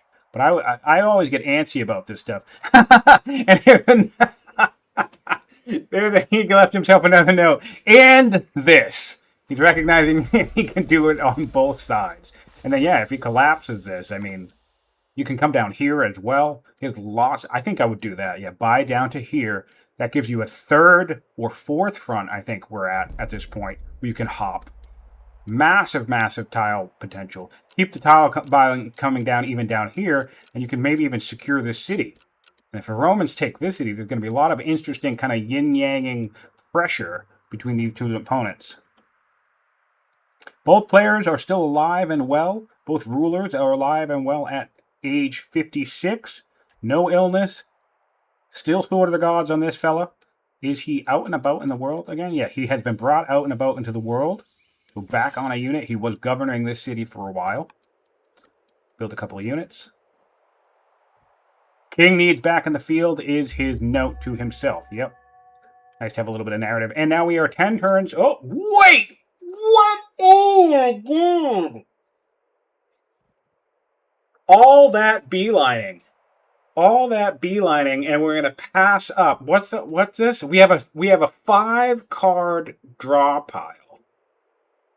So we're gonna need to go through one of those texts before land consolidation will come back into our hand. All of that beelining, and we're gonna toss land consolidation, and when it pops up, that is super, super frustrating. That is super frustrating. I mean, because again, I've been talking about, you know, how I'm feeling about this land consolidation beeline. But man, yeah, trading that tempo for another archer, we're not going to see. Right now, we're 10 turns away from land consolidation. We're probably placing ourselves about 18 to 20 turns away from land consolidation, plus or minus, you know, events and science boost and things like that. So, really questioning the choice on the archer. I understand an archer would be valuable for defense in this situation. We can see the borders encroaching upon us. So I get it, but wouldn't you rather have camels 13 turns sooner? 10 turns to land consolidation, 3 turns to a camel, instantly rush to camel. Now you have a ranged unit. There's no arid out here, but still, it's still a 5 strength range unit. It's the exact same thing as an archer. It's just -1 range, and it's way more mobile. And it can kill horses if horses show up, even if it's not on arid tile. So the camel is a very versatile unit. Also gives us our elephants in a similar time frame.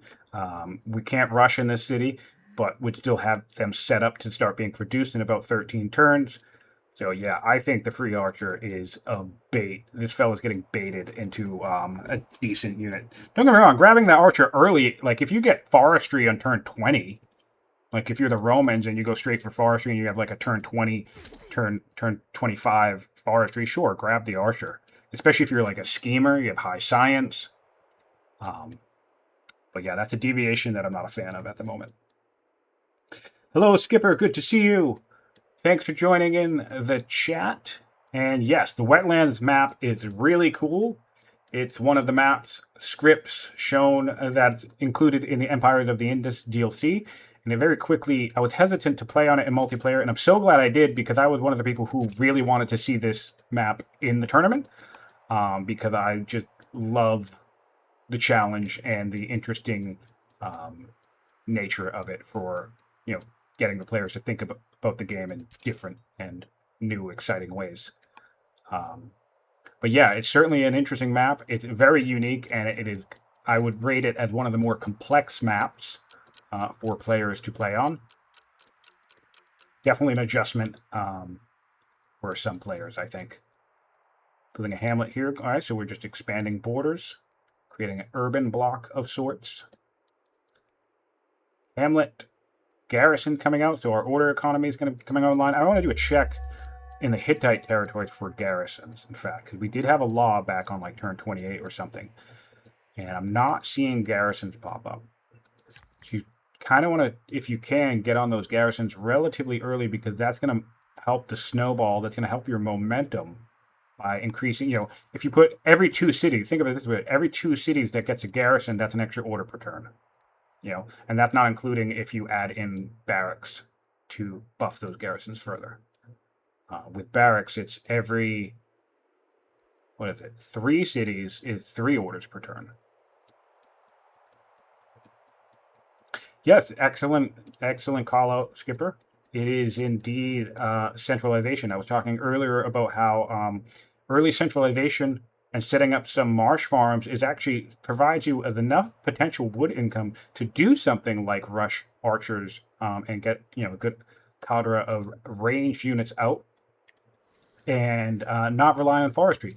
I'll do it real briefly, but as discussed earlier, in a location like this, if you plop a granary right here, even the granary will buff the wood income of all neighboring marshland tiles, and it will pay for itself and then some in terms of wood income. So very new. You could granary there, put all of these in marsh farms, and then you're probably getting something like 2, 4, 6, 8, 10, 12. Yeah, probably like 20-ish, 25 wood per turn just from farms, of all things. That's nuts. It's crazy. And that's the thing that I like about the difference in the maps, is that it really, you know, there's a lot of variety in terms of not just the map itself, but also strategy, which is nice. All right, popping on over to the Romans, we're getting our borders suicide squad.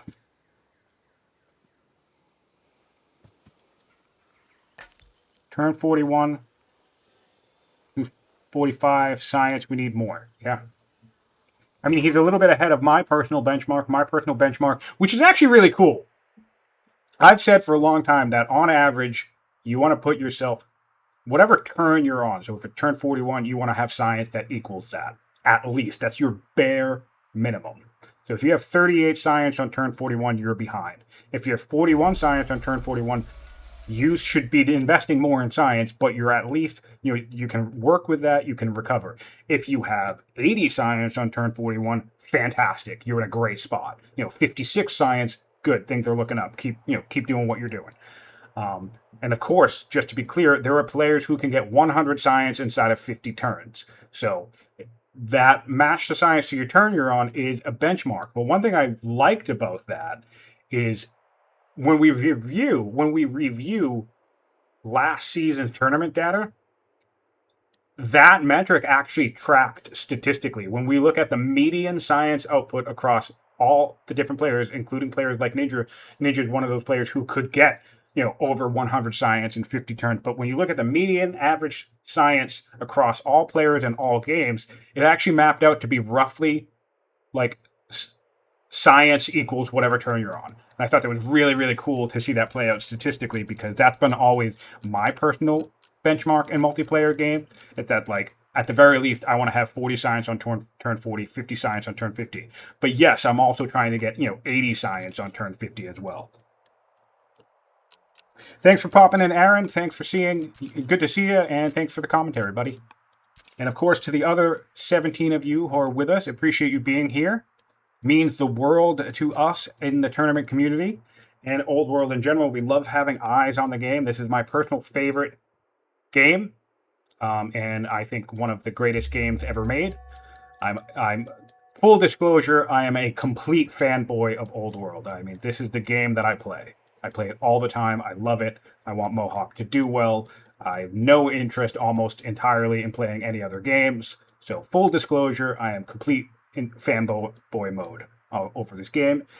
But that makes it mean the world to me that we have people watching the stream.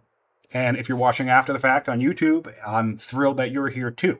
And feel free to join the Discord community and join the conversation. This would be making me sweat as the Hittites.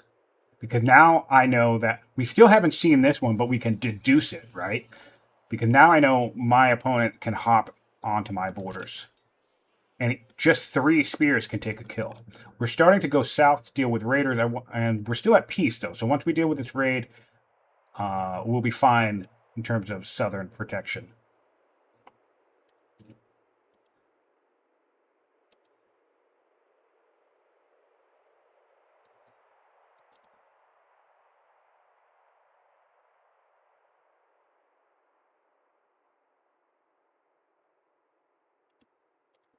All right, forgive me for a moment. I'm going to take an opportunity to take a quick break.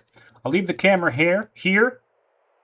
I believe it will just cycle back and forth between both players, but I definitely don't want you guys to miss any of the action if one of these players just kind of go upwards so we can see the north side of the map as well. That archer's coming out next turn.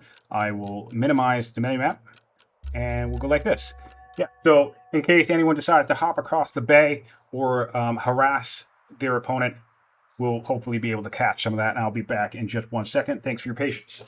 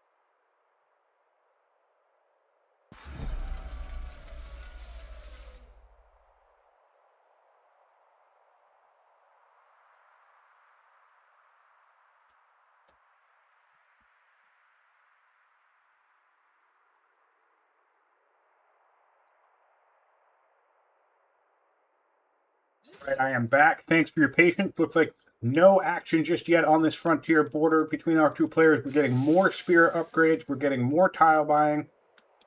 So again, at the Hittites, we can see this. We can see, we have this vision, so we can see 3 spears here, the spear down here. We know our opponent is stronger than us, and we know our opponent can... All right, we have our first... So this is probably going to be one of the things that is going to be like a lesson for the Hittite player. As discussed earlier with Aaron, we know that this player is an experienced player, and we know this player is good at the game. They can win on the great difficulty with no event mode. I mean, that's superstar level of play, in my opinion. Playing this game in no event mode is one of the hardest ways to play the game. However, there are kind of, love it or hate it, there are different tactics and tips and things that will happen in the multiplayer arena that just the computer's never going to do.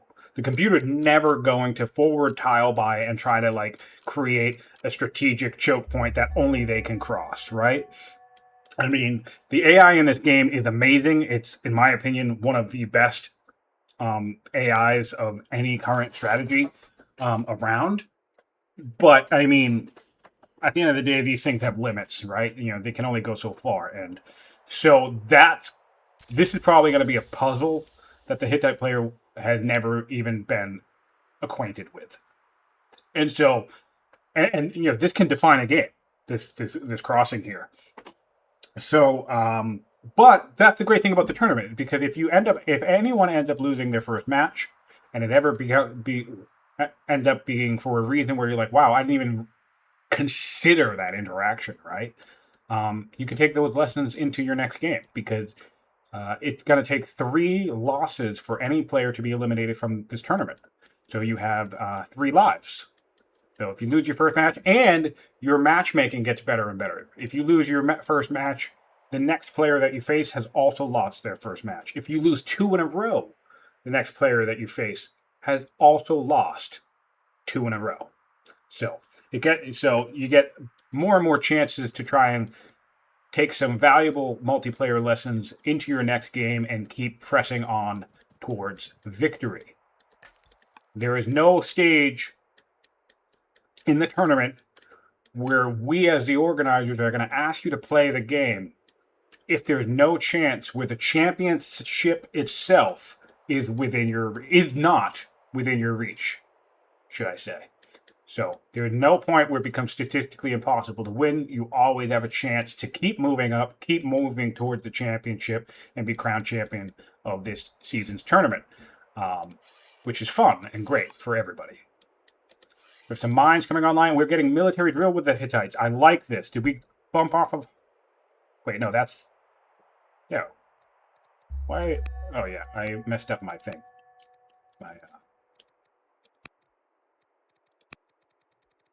What on earth is happening? I'm going to bring my map back. Okay. So the Hittites, I think... Whoa, so we got the archer. That's what it is. We got the archer, and we had another draw in our hand, so we're getting military drill. I think this is a great grab, but once again, we're skipping navigation. This is like the 4th or 5th time we've skipped navigation. Military drill still a good grab, though. I mean, we're going to want to keep up with the Roman production capabilities. Getting our 2nd rancher now, so that should see us secure Judaism on turn 46. And we're building walls. And this is a situation, I've talked a lot about how I don't necessarily like when players build walls. But this is a situation where I totally understand. And this is a situation where I think it actually does make sense, because we're actually doing it preemptively, right? We're not waiting for an army to show up, right? We have our own army. We're still a little bit weaker than Rome, but we have troops out and about. So we can take some time, and we are the Hittites, so we have better civic output with these guys also. We can take some time to build. This is risky. I don't think he's aware of the fact that Rome can just hop across and kill this guy. Also, we're building a hamlet. Instead, I would be building a fort. I'm a big proponent of building early forts when you have aggression like this, because, we've seen lots of end game situations where we have onagers and fort creep and big, huge borders spring up between well-developed nations. But I think something that's getting slept on is like the turn 30 fort or the turn 40 fort. Because even 1 or 2 forts in a region, if someone's trying to press an advantage with something as simple as spears or slingers or archers, even just a couple of forts can define a battle. And we actually have a match in the tournament so far, Magnus versus Ox Ams, I think is his name, where we saw that play out live. Someone got forts up just in time, and it definitively helped decide a battle with a decisive advantage there. Yes, Skipper, you're absolutely right. The Hittites could use steel as well, which probably explains the military grab too. The military drill grab too, because now they're going to be one tech away from steel, which we do have. Ooh, in fact, we have... This is an interesting twist. We actually have battle line lined up. 40 science per turn. I want to see how we're keeping pace with the Romans. I think the Romans are still ahead a little bit. Last time I checked, they were at 46. So, yep, 52. And this is the arc that I'm talking about, right? So we go back to turn 14. Well, let's go from the start. Both players starting with about 16 science. Clearly, we're fine, right? Get to about turn 20. Rome has 22 science. Hittites have 17. So Hittites are still fine, right? It's early days. Look at the total science being brought into both nations. You know, there's a 20 science different. Not a big deal to have 17 science on turn 20. But it's amazing if you could have something like 34 science on turn 20. We've seen games where players can do that, right? But again, bare minimum, you're aiming to be around 20. And we fast forward, turn 40. 43 science to 39. Still okay for the Hittites, but as we see this gradual rise here, what we worry about is the momentum going deeper and deeper for Rome. So honestly, though, both players are still kind of in touch, because if we look at the total science invested in the tech tree, Hittites are only about 5 science behind. So the one thing that's going to be nice about the land consolidation beeline for the Hittites is that it's going to cause them a science spike, which will allow them to leapfrog Rome. What's happening here? Okay. We have a dead scout. That archer coming in handy. We did a suicide. That's what the suicide squad note was for. We did a suicide jump to secure our border across the bay. And that is a second scout killed by the Hittite player. The first scout died in this mountain pass, and the second scout died on the coast of these marshes. So the Alps crossing is proving quite deadly for the Romans. So far, anyway.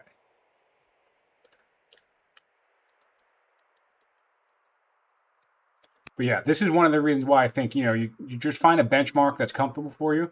Because even though the Hittites are a little behind on turn 45, they're at 40, this is just an indication that you want more science. You want to have a science plan. And the Hittites have one. They're beelining land consolidation. So hopefully by the mid-50s, their science will have ballooned a bit because of land consolidation. And fortunately for the Hittites, they're not up against one of those players that can get 1 billion science in the first 40 turns. So they're keeping pace quite nicely. We have a settler ready to go, but no place to settle. I'll be curious. We have a new raid. Oh, we did break peace with the Vandals. So this is the other thing that's annoying about these pressure points, is that the Hittites are going to be looking to clear these sites and settle more, as well as handle these raids. He has a pretty decent raid profile down here that's going to be coming at him. So he's going to want to take care of that. While also he's going to need to keep troops in this region to prevent any type of crossing. The wall's coming out in 3 turns, so that'll help delay any aggression from Rome. Again, not a bad pick. I think... getting the hamlet here for the border is probably not too bad, come to think of it. But then you can start fording over here by these rivers, I suppose. You can't build forts on marsh, so that'll be tricky. But getting this border set up does actually make sense. I wonder if Rome will attempt to collapse these borders in time. You would have to potentially suicide more stuff to do that. In fact, let's check in with Rome and see where we're at. We've got aristocracy. We can get an ambassador if we need. No real good candidates, it looks like. Politics is still decent. Everybody's cautious. Original ruler is still alive. for both nations. Both nations are having some great luck. 62-year-old rulers, both swift, one with Sword of the Gods, one a tactician. Very, very nice luck there for both players. It's probably the most annoying and potentially one of the more tilting things for a player to go into a game, pick an archetype, have a concept in mind for how you're going to play, and then have your ruler die on turn like 20 or 25, and then have your opponent's ruler live until like turn 60. That is admittedly, yes, very frustrating to deal with. It's not an insurmountable advantage, but it definitely can feel bad. I guess it can feel bad.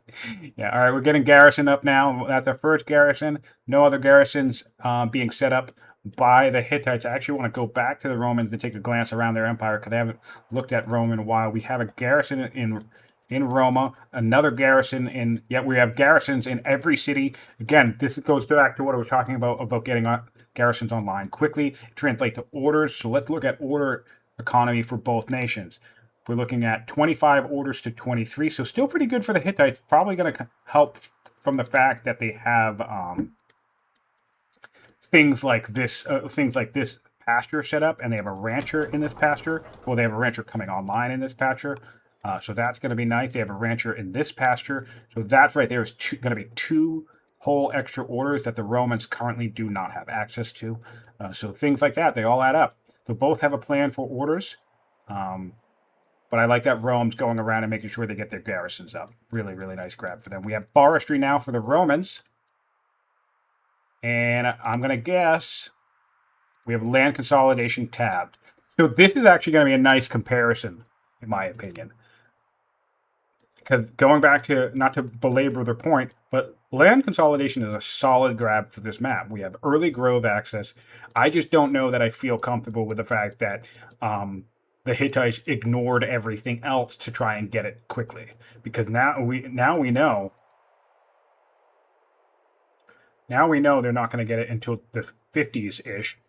Because it's still going to take another 10 turns to take this out after this. We're looking at about 11 turns away for land consolidation, and that's only if it ends up in our hand again. We might actually have to cycle the deck one more time because it might not end up in the next draw pile. So we're hoping it ends up in our draw pile. So we're looking at least 11 turns. Comparatively, for the Romans, who have now more science than the Hittites, when he researches forestry, he can get land consolidation in his discard pile. He had a draw pile of 2 cards, so he has a similar level of just luck of having land consolidation show up right back in his hand. And he will actually get to land consolidation slightly faster than his opponent in terms of overall time invested, which means with a 3-turn forestry, he still has 3 turns to go compared to the 1 of the Hittite. He's going to get land consolidation at roughly the same time as his opponent. However, in that time frame, he got navigation, he got labor force. I mean, our opponent has labor force. And mostly navigation, I guess. Oh, and phalanx. He's got strong, aggressive, and defensive potential. He got great utility for the map. And I feel like we might have missed some of those opportunities for the Hittites. Although the Hittites also have trapping, which is translating to orders as well, because of the camels and the elephants. That's another thing that's keeping up the order situation for the Hittites comparatively to their opponents. Because again, this is orders. This elephant is orders. I think there's another horse around here somewhere, right? Yeah. So these are all orders that the Roman player is missing out on. Which again is another good thing about the fact that Rome opted to get their garrisons up and running too, because if you're not somebody who has husbandry or trapping and you're just ignoring your garrisons, then you're going to fall behind in orders, and that can really be harmful. We're getting a defensive border set up by the Hittite coastal city along this choke point, fortifying a unit. But this is the point, right? We still have raids to deal with. We still have clearing we want to do as the Hittites. The Romans are up here clearing something with their spears and their tacticians still. They have a settler ready to go. Both players have 7 cities, but Rome's about to get their 8th one first, and the Hittites have to deal with their southern frontier, clearing into the Vandals, which they have the capability of doing. But what's going to be annoying is that they basically need to park sentries, military units. Their archer has to come over here. Their archer can't be down here helping to clear. It has to help defend. And they also have to defend up here as well because they forward settled. Which, I liked the forward settle. It's wild that there is an oracle right on your border because I feel like that's just going to bait Rome into coming and taking Hatay. And maybe that's a good thing. Oracle will help with your science progression. I actually just forgot about that. So now he was guaranteed to have almost, I think, to have land consolidation pop up in that last hand. But he has it now, and he has a tough decision he needs to make here. He has to decide if he wants axes soon or if he wants to invest in science. But this is one of the things where you're kind of like past the point of no return, I think. Well, actually, no, because if you get attacked by a bunch of spirits, that could suck. So yeah, we have to go steal. But yeah, that's actually a really good thing I want to highlight on this player's part, on the part of this player. So kudos to Heitlinger, because I might have actually kept beeline to land consolidation out of the sentiment of feeling like, well, I'm already all in on it. Why keep delaying it? But I actually do believe that steal is the correct play here, because if a battle happens in the next 10 turns and you don't have axes, that's going to really, really suck against Rome. And obviously camels and elephants aren't going to help against a bunch of spears either. So I think that's the correct defensive play. If you want it to be greedy and risk it, I think you could keep going to land consolidation. But yeah, I think you made the good call there. Walls in 1 turn in Tawinia. Yeah, Tawinia. I got that right. I just said it funny.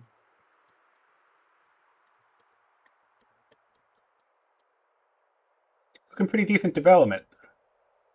Pretty decent. Amazing food income. I want to actually do an economy check. 200 food, 30 iron, 44 stone for the Hittites. Versus 220 food, 60 iron, 60 stone for the Romans. So slightly better economy and more gold, actually. Quite a decent amount of gold. That's great. Rome's having a nice, strong economic game. Has all of these farms finished already? The Hittites still working on these farms. And both cities are landowner cities. So we actually have a 3rd farmer coming out in this city compared to 2 farmers in this other city, the opposing city on the other side of the map. And we have a granary down. Do we have a granary down here? No, we don't. So yeah, that's what the advantages of settling earlier kind of translate to, because this city, I think, was settled about 6 to 8 turns sooner than its opposing city on the other side of the map. Maybe even more. I can't remember when this forward settle was settled in relation to Anua.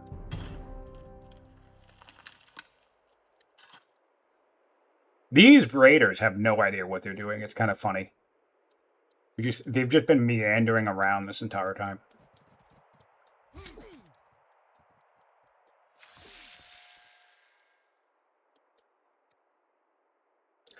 Hittites are still weaker. Want to check out this power score for now. Yep, it's growing and growing. Greater and greater between the 2 players.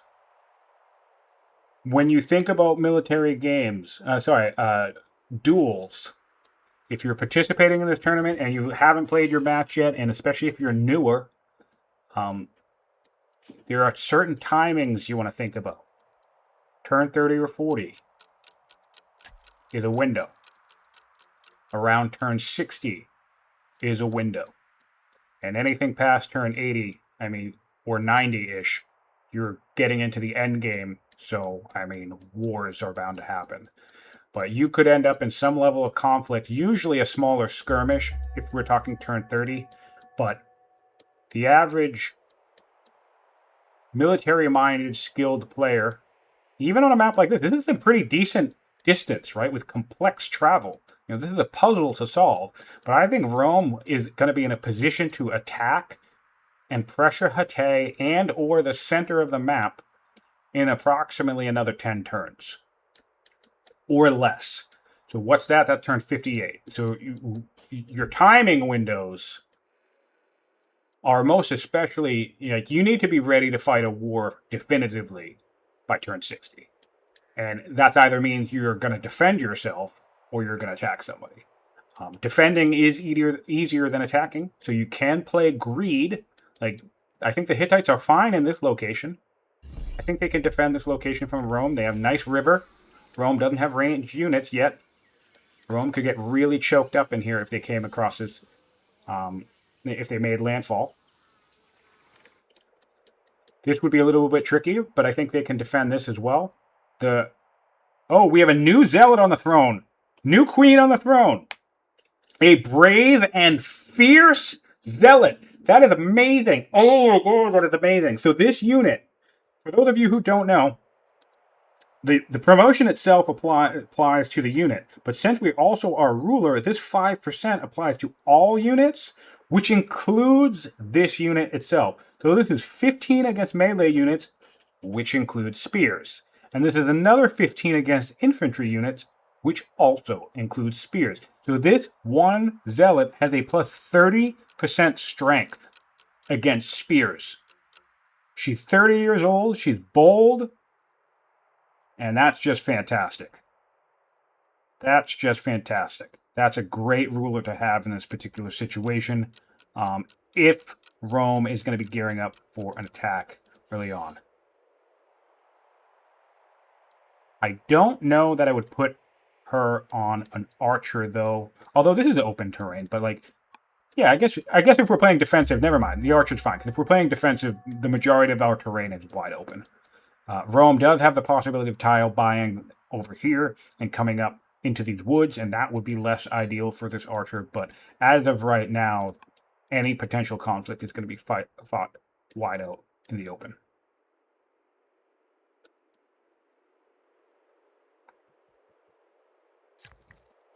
Forestry in one turn for the Romans. Settled Capua, their 8th city now. Any settlers coming out? Not currently. I don't believe we have any settlers on the map for the Romans as well. Nope, we do not. That's all right. We have no locations left to settle unless we start extending down to the Hittite frontier, which honestly is an option. This level of pressure, keeping the Hittites focused in this location a little bit, although they now that this border is set up, does look like that they've kind of feel comfortable leaving just the warrior in place. Although, you know what? Look at this. Even with this distance, I think you could get a kill here. Maybe? Well, once this achieves its full counterattack, you'll be disincentivized to go in with all military units. So I'm not advocating that Rome does it, but it's just this is just a spicy situation. Love this map.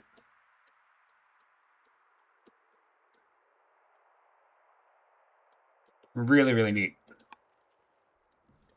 Oh, there was fish on this map. Okay, so we could explore and get science boosts, potential science boosts from these two fish, or either player if they think of it.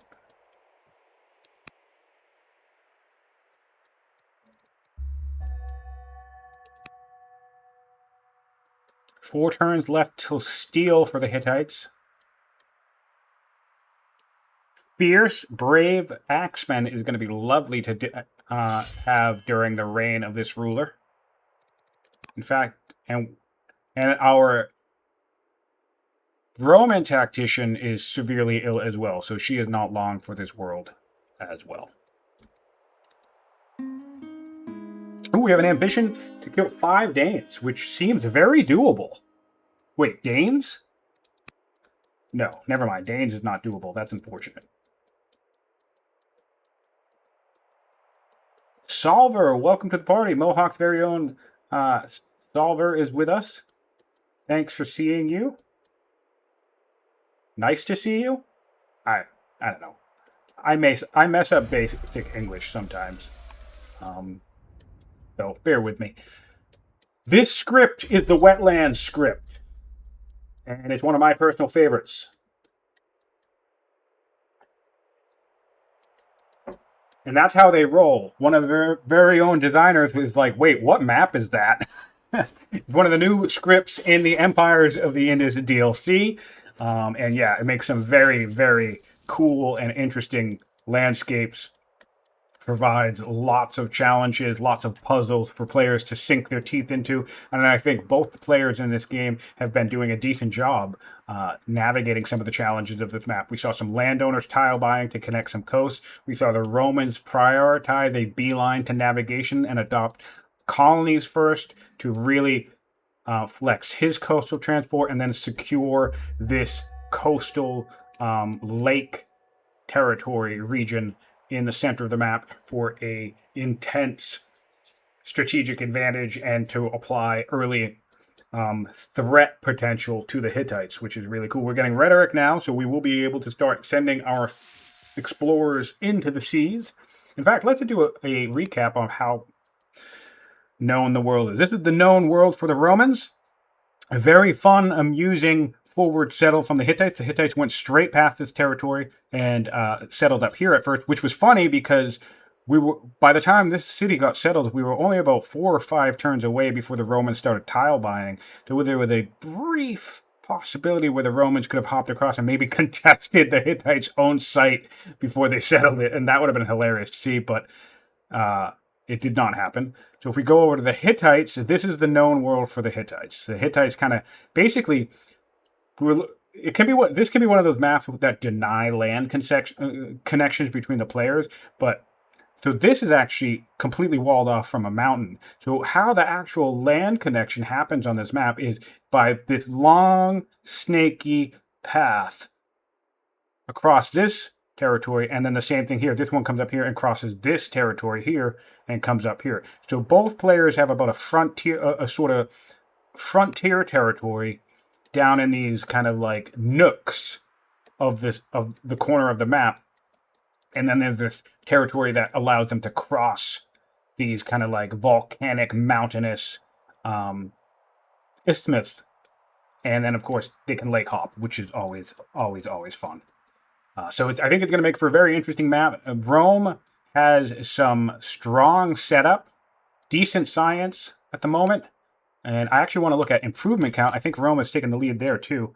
Not by much, though. 48 to 41. And the Hittites actually have 2 wonders, too. So, yeah, pretty even on that front. Only an 8 improvement difference, more or less. And if we look at science, however... Total invested in the tech tree at this point, about turn 50 in the game, only 154 science in the tree from Rome. So very, very close there. The Hittites have chosen to invest a lot in a beeline to land consolidation, which they kind of needed to abandon for a second to pivot to getting steel because there's tons of Roman spears on the map. And if they choose to attack, that could be a problem. We actually are seeing some decent usage of walls, too. Normally... we don't like seeing walls be built, but I actually think having a wall in Hittite and a wall in Tuania is a really sound strategic decision on the part of the Hittite player, and especially easy for the Hittites to build walls since they have that extra civics in their cities anyway, so it's a little bit more painless for them to crank out a wall real quick. But we have a very hilariously, aggressively taunting oracle placement. The Hittites forward settled this city into the Roman frontier and immediately started building a wall and then immediately started building the oracle basically within like 10 turns of settling this city. So I think this is a little bit of a middle finger to your opponent, and I think it'll be awesome if he doesn't get punished for it because, man, what a taunt. Getting our lumber mills up now, which is going to be nice because we'll get some wood income. Opting not to do the marshland tile route. We have a settler popping out of Halab. Raiders showing up in the south, and we still have to deal with the Vandals. The Romans have now fully expanded. They've taken their frontier. Of course, again, they did lose Hatay to the Hittites, who kind of came up here first. The Hittites did not explore this region first.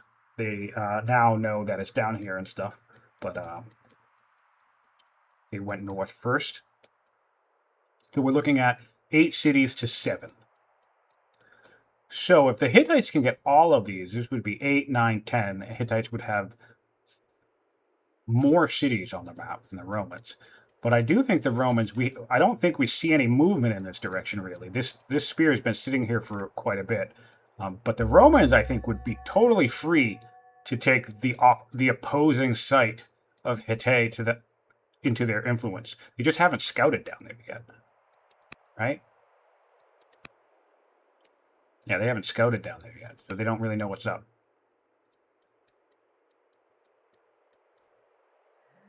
More scouts coming out of Rome. Rome had lost 2 scouts already. Their first scout, and then the second one that they used to secure all this tile buying, they had to suicide it across the bay to ensure that they got another kind of anchor point into their opponent's part of the map. Which, I mean, I think I would make that trade myself as well. I think it was in a position to send a spear, though, because it would have been harder for one melee unit and a ranged unit to kill it.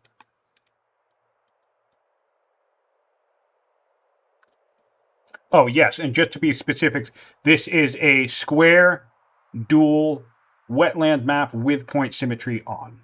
And mirror map as well, solver. And for all those watching. The wetlands, I think I said that, yep. Point symmetry, mirror, square, and dual, and you can find this script specifically, in case you don't see it in your options. It's tied to the Empires of the Indus DLC, which also comes with 3 new nations, a bunch of new resources, tons of new events, new religious stuff. It's the one to get if you don't have any of the DLC and you're watching this tournament. It's really great. All right, we have our first wonder down from the Romans, the Ishtar Gate. Boy, that's a good grab. We're going to get 1, 2, 3, 4, 5. At least 5 level ups from that. Yep, we'll be strong in 5 turns. Let's check culture on the... Oh, yeah, we're getting... Oh, man, we're going to get our unique unit, our culture from our unique unit in some amount of time over 5 turns, because that's when it's going to enter the deck. And the Hittites are nowhere near that. So we have the Ishtar Gate for rush potential all over the place, unique unit potential, and stronghold potential. How are we on laws? We have our 4 laws. So that's the perfect timing to have the Ishtar Gate lined up. So we have strong, momentous potential happening on the Roman side of the map that can end up being a real threat for the Hittites. We also have a ship out in the water, which can be used to pressure Hatay pretty extensively.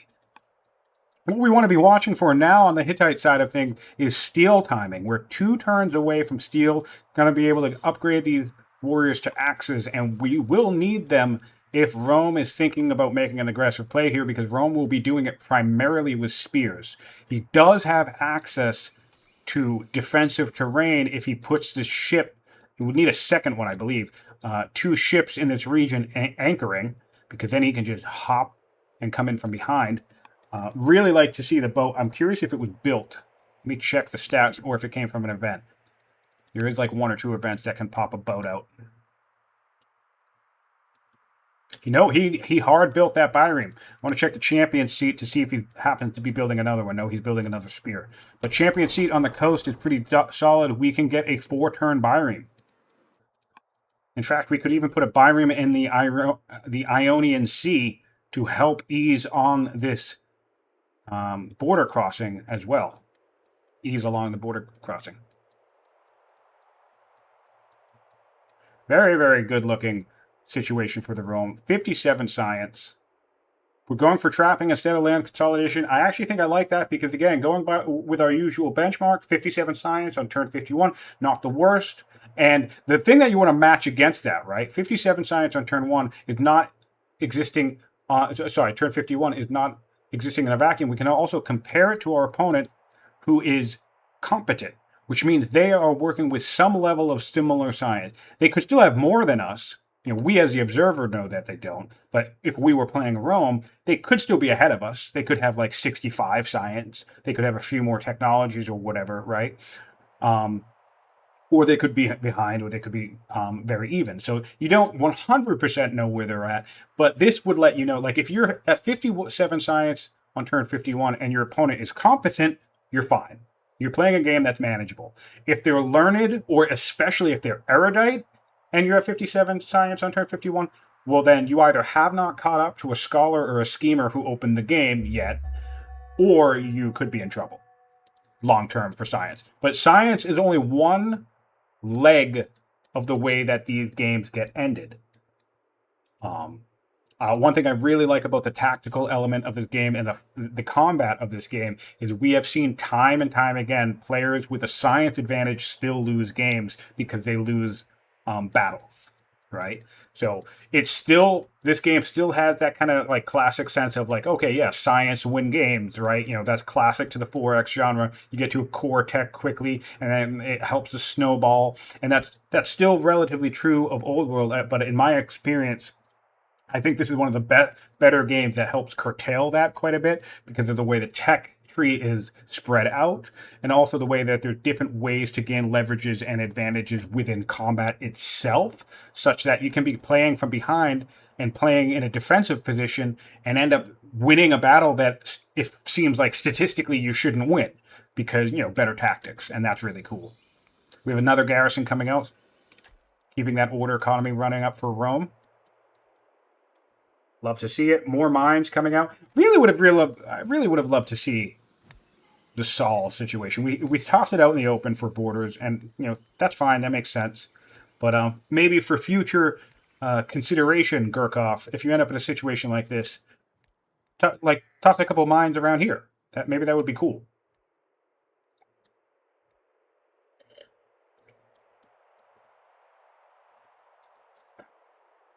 Yeah, a little bit. Nice, getting a miner up and running, getting luxuries up and running. That's going to be our first luxury, which can come in handy for getting more culture or curtailing happiness. Opinion in Rome is still pretty good. 2 pleased families and 1 cautious. Let's check out politics in the Hittites. Not great, not terrible. Everybody's sitting at cautious. It looks like they'll take about another 5-minute break in a moment.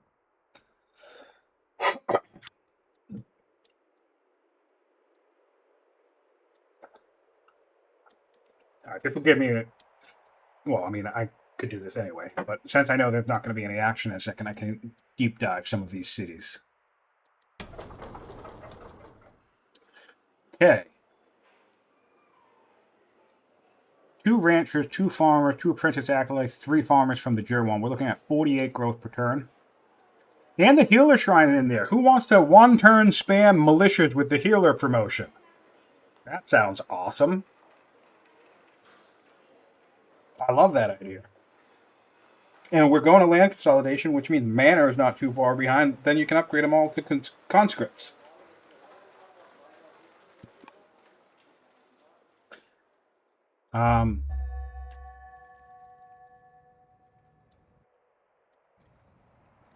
We have Jewish descent popping up in Hatay.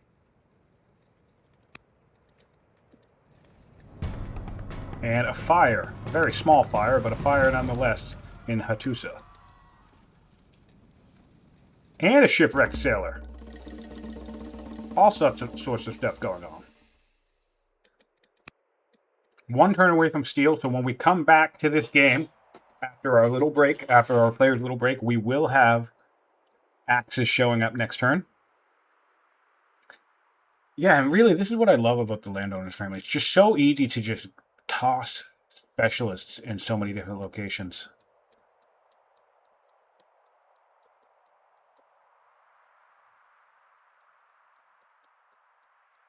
I'm just glancing around the Hittite Empire to see if anything neat is going on.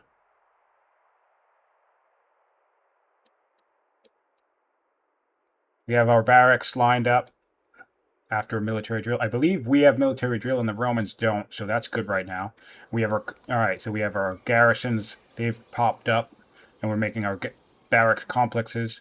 So our orders are going to be pretty solid, because we also have trapping. I mean, Rome's just getting trapping now, but we already have it. The Hittites already have it.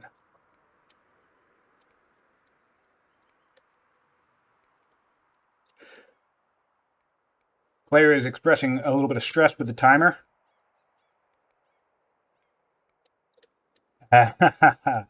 Yes, indeed. Nothing wrong with taking a break. We do ask players not to abuse the timer, but it can be a long game. There's nothing wrong with taking a second to pause, get up, stretch your legs, get a coffee. You know, obviously, we want players to be considerate of each other's time. But, you know, at the same time, it can be a long game. It can be a stressful game. You know, so feel free to give each other the courtesy of taking a break. And, you know, it's also fine if you're just at your computer, you know, looking at, you know, I'm looking at the game. If he's having a beer or a coffee at the game, taking a break for a second, that's fine. That's fine. We just ask players not to abuse the timer with the ability to pause. But we don't have any rules about pausing or like what's excessive or not. I mean, I guess if we were paused for like 20 minutes, that at that stage, it's like maybe just call it for the day or come back on another session. It really depends. Obviously, emergencies and stuff can change things. I really like just the leaning into the farm situation. Although it looks like players are selling lots of food, which makes sense because both players have like over 200 food economy. So, and maybe that's not a good idea. Although you are getting gold too, so it's landowners. That's a thing they do, I guess. We do also have our aristocracy farms lined up. At least one there. Any else coming out? Nope. And I really am fond of the fact that we're just plopping mines out on the flat. Quarries out on the flat. This was a theme of the previous tournament.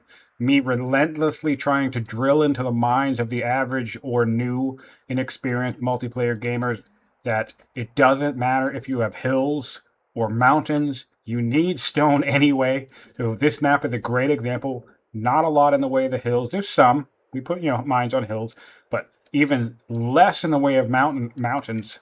So we're seeing quarries line up on arid. We're seeing quarries line up on non-arid. And now we have a nice, comfortable 76 stone per turn and growing because we're not looking around the map just for mountains to place quarries. The adjacency helps, but it should not define the timing of your improvements. So flatland mines, flatland quarries, even arid farms. Once we get into the desert, that's going to be a really big thing on arid maps and desert maps. You know, you need the resources, so just build the damn stuff. Don't wait for the perfect tile or the perfect terrain that's 30 turns away. Build it now. And I think that's what I like about the marshland tiles. As we were talking about earlier, all of this is potential wood income. Like, Rome theoretically could match the wood income that the Hittites have the potential of getting with forestry without Rome ever grabbing forestry. There's so much wood potential on these borders. And in my personal opinion, having played on this script, I actually do think it's worth it. And what makes it worth it, as I talked about before, is the fact that the granaries buff the wood income. You build a farm in this location, plop a granary. Very cool stuff. Very cool stuff to plan around. It's a fun puzzle. All right, so let's look at some other stats while our players are on a break and do a comparison for both players at the 50-turn mark. Wealth is favoring the Hittites quite a bit. Population also favoring the Hittites quite a bit. 37 population to 25 in Rome. Let's look at specialists. Slight favor for the Hittites there as well. 18 specialists in Hattie, 15 in Rome. Workers, we have 10. So in Hattie. The Hittites were actually a little behind in workers for a bit there. They've caught up to the Romans. They have the same amount of workers, 10 to 9. Military units produced 13 in Rome, 8 in Hattie. So understandably, the Romans have a bit of a lead there. But of course, we are about to get steel and axes. So, and the army of Rome is primarily spears. So we will gain an advantage as Hittites once we have steel. Law situation 4-1. So speaking of steel, this is going to be the issue in a moment, because we also know that Rome is about to hit strong culture. So we have a bonus unique unit card coming out with 2 Hestastus, or Hastati. And they have 4 laws. They're about to drop an Ishtar bomb on their empire, which means the Ishtar Gate is going to come around and dump 100 culture in all of their cities, which will make every one of them at least develop in culture, which will allow every one of those cities to potentially build their unique unit. And the Roman unique unit will hard counter all of the axes. So it's going to be a bit of a rock, paper, scissors situation where all of these spears have prompted Hattie to go for axes, and then Hattie's going to have a bunch of axes that are going to get murdered by a bunch of Hestastus. So it's not going to look good for Hattie if we see that come to fruition. 10 technologies in Rome to 9 for the Hittites. So very similar there. And remember, the Hittites attempted rather to go straight for land consolidation beeline, and the Romans kind of varied their priorities. They went to spears early, they went to navigation early, and I think they actually have a timetable where they could line up land consolidation, hitting the game at a similar time as the Hittites. Improvements controls, 51 for the Romans to 45, so they're neck and neck there as well. The Hittites does have 2 wonders. Rome is building their first in the Ishtar, which is going to pay out beautifully. Very similar worker turns, almost exact amount, which is really good news for the Hittites, because the Hittites have been behind in workers for most of the game, and now they're caught up. So we have 185 worker turns for the Romans and 181 for the Hittites, and the Hittites now have more workers. So if this game goes longer and there's more time for economic development, maybe the Hittites can squeak out an advantage there. Military score, yep, strong power for the Romans right now, and that's only going to go stronger with their unique unit. Iron, advantage Rome. Food, running even, but food is a low value resource on this map. Stone, advantage Rome. Wood is going to start evening out. They're both kind of in wood deficit, but Hattie is building their first lumber mill, and Rome still has the possibility of building aristocracy farms. What else? Legitimacy is an advantage for Rome as well there. Looks like he did well with his cognomen situation. Is his ruler still alive? Yes, she is. She's doomed now, so that's going to take a dip next turn. Looks like our players are back. We did just see a turn end, and the timer resume, and our Roman ruler is dead. So let's go back to that legitimacy real quick and see how we'll see it next turn. And I'm probably going to forget to check. But yeah, we take a dip there. We're down to 139. In fact, where were we at? 169. So we took a 30 legitimacy dip. So we still have quite a lead. That's going to be about 40 orders worth of legitimacy. Not 40. It's 40 legitimacy, so it's 4 orders worth of legitimacy. That would have been crazy, 40 orders. Oh, great, and we can dump a bunch of food to opinion if we want, because, oh, it looks like we opted not to. I would have done that. We have insane food income. And we went with intelligent on this diplomat governor. In fact, how many governors do we have? 1, 2, 3, 4, 5. 5 governors in Rome. I'll compare that to the Hittites.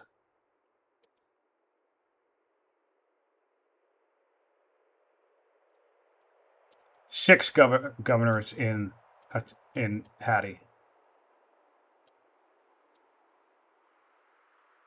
I love this note. That crossing sucks. Yeah, I feel you, buddy. Tile buying is cool, but I actually kind of find it annoying. It's not enough that I think I would want to see it removed from the game, but it's just interesting that this mechanic of like, oh hey, I'm going to grab more tiles can provide such a decisive advantage. It makes it interesting that oh, we're tile buying up here. Speaking of tile buying, we're tile buying along the coast. So we actually will not need a second ship if we keep tile buying here.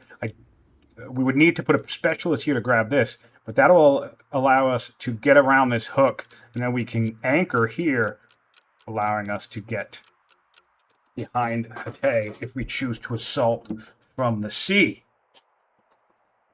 We're opting for citizenship now. That's fascinating. Instead of land consolidation for the Romans or monasticism, both would be good grabs, I think.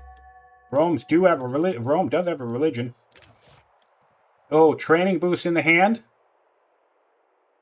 It would be a nice grab, but we also have high priority technologies with aristocracy and navigation. We will have a late game, well, not late game, but late stage, because aristocracy usually gets grabbed early. We will have a late stage border boost, which will be really cool to see for the Hittites, and we're going for navigation. Makes sense. I will be curious which of the two players will be the first to put an actual ship in these waters. I feel like the Hittites should try to do that, because that is what will allow the Hittites to prevent landing. Like if you put a ship, I think actually you would need two. I think you need two ships to block this entirely, unfortunately. But yeah, you could block landings, and then also with your own anchors, it would allow you to cross. I think it would be advantageous for the Hittites to try and get ships in this central sea.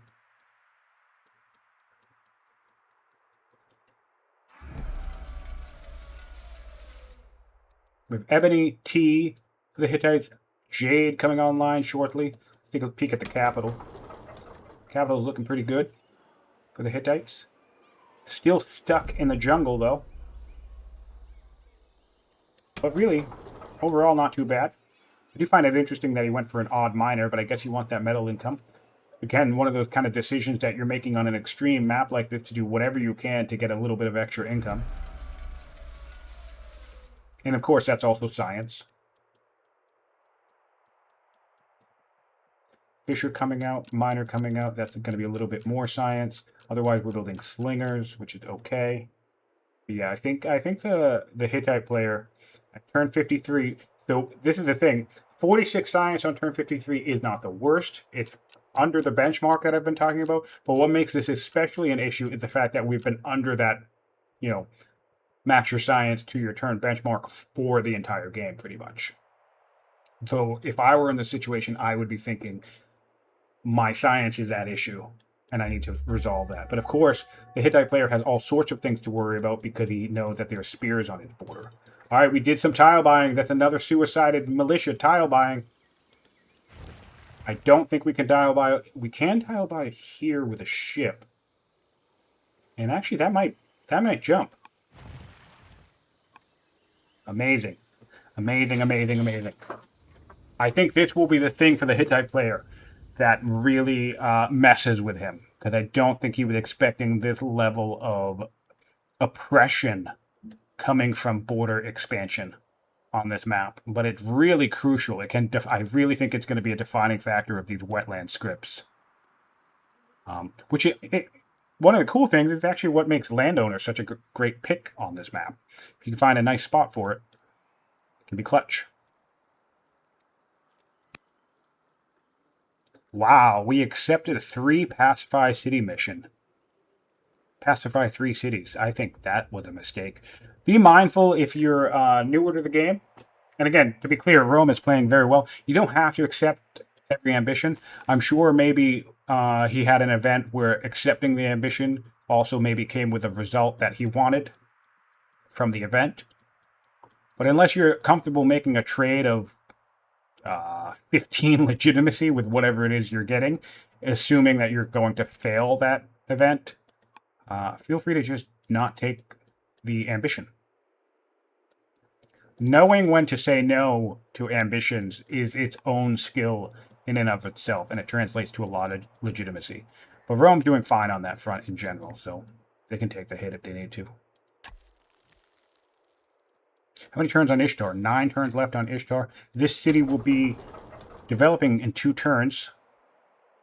So we'll get a stronghold out. We're not getting a stronghold out in the capital yet. Yeah, so it'll be a ways away before we can build any other... before we can build unique units from any place. What's our layout here? We have 4 champion cities, 3 landowner cities, and 1 statesman city. Interesting. I like that layout. Everyone goes crazy for statesmen, and I understand why. Certainly worth spamming. But I like that this Roman player chose not to.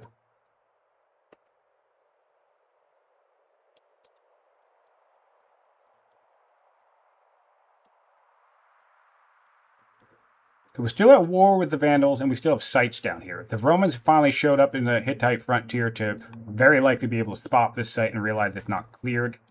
Be curious if they decide to come down here to pressure it, or if they just focus on whatever aggressive move they're making up north. They have the ability to make landfall now, but I don't think they're going to want to do it with spears alone now that the axes have showed up and there's still a brutal zealot on the throne. I also did an overview of the new ruler. Oh, wow. We have a builder on the throne, a 6 disciplined builder for the Romans.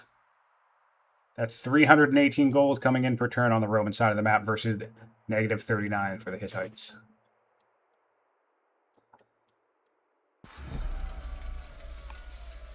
And a builder that's actually a pretty solid mid-game pick, because if Rome wants to start pivoting into wonder spam at this stage, that's on the table, and he can speed up the Ishtar. So we'll want to look out for that since you have workers nearby. He could come down here and speed up the Ishtar by a bunch of turns, which would actually help him militarily, because it's going to get his championcy to developing culture and allow him to build his unique unit from there quickly.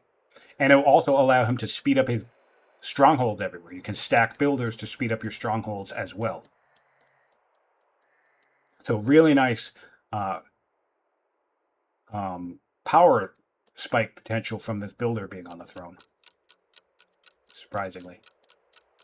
Can actually translate to a military advantage pretty easily.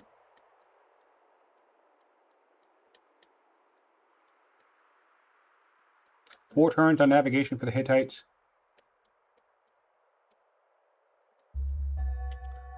I want to make sure that players... One thing that I would like to make sure we clarify after watching a couple matches in this round, that with the tight turn style, as long as you're comfortable not moving military units, or you've made all your military moves, you can end your turn and still make moves with things like workers and scouts.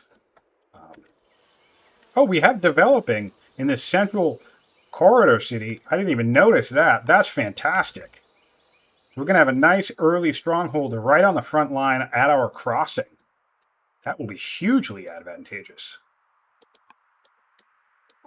That's fantastic.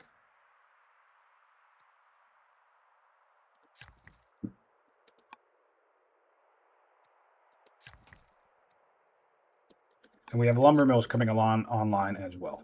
Yep, we have that stronghold coming down here. In the central pass. This Hittite scout, up in the northern territory of Rome, providing pretty decent visibility, I say.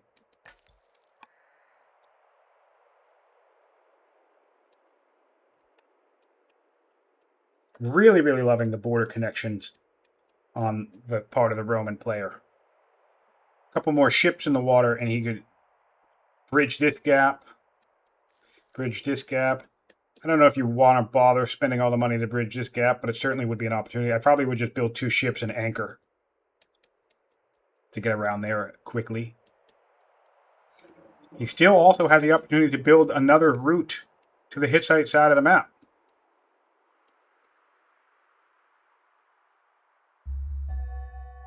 Okay, we have another axe coming on. I want to take a look at how many axes we have for Rome.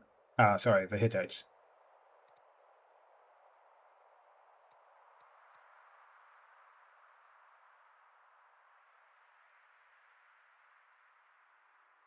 There's 4.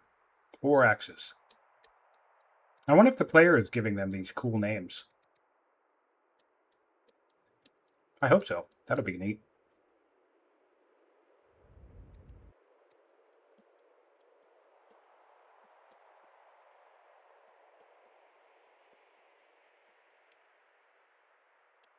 No new notes that I can spot from our players on the map.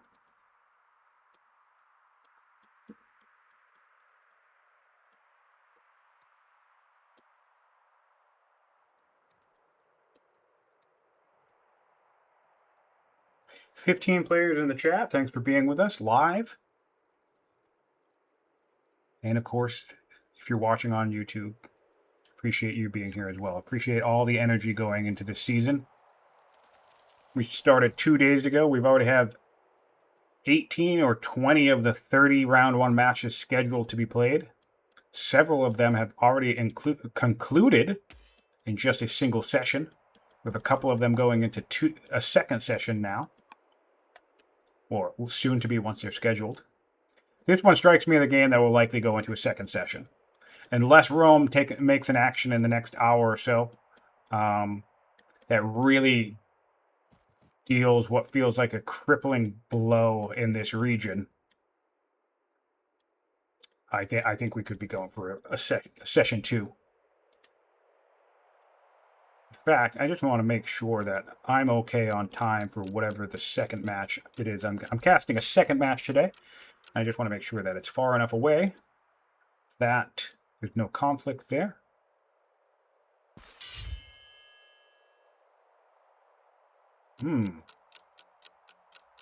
Turns out it's in an hour.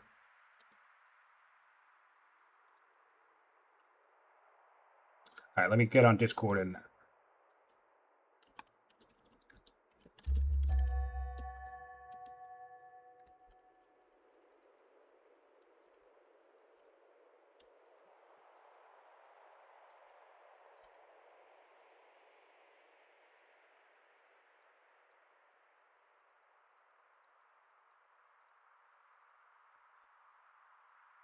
all right. Send out a call for other casters for the next game of the day. Time flies when you're having fun.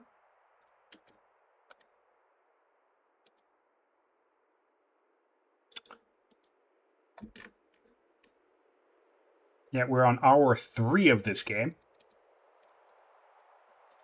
Wild. Yeah, I barely notice it. I like this game so much, I barely notice it. 3 hours have passed, and it feels like 45 minutes to me. Crazy. Crazy, crazy, crazy.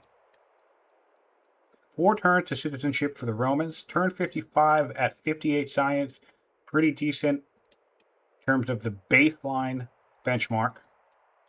Nothing exceptional there, but steady. Steady play. We are stacking on the Ishtar Gate down here in Roma.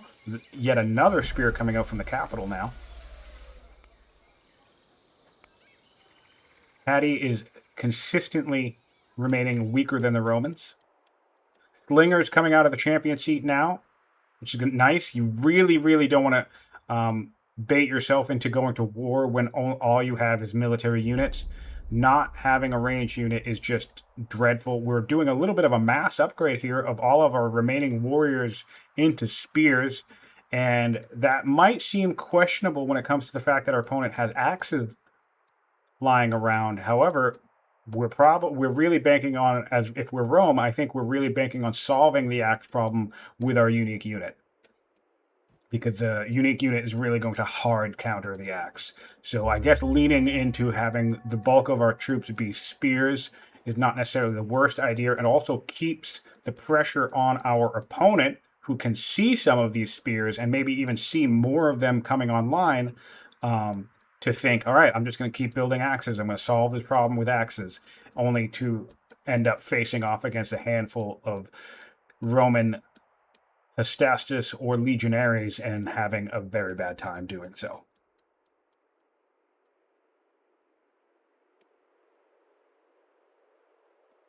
All right, so the Hittites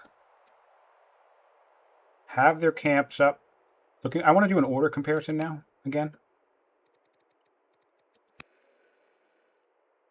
Rome has an advantage there as well. Looking at 30 orders to 23 plus or minus worker turns. Oh yeah, maybe it looks like it doesn't minus them anymore. So they just have 23 orders per. I thought that didn't include. I thought this still included worker turns, but apparently not. Great, cool. That makes it easier. So yeah, it's 30. I'm going to double check on Rome's side.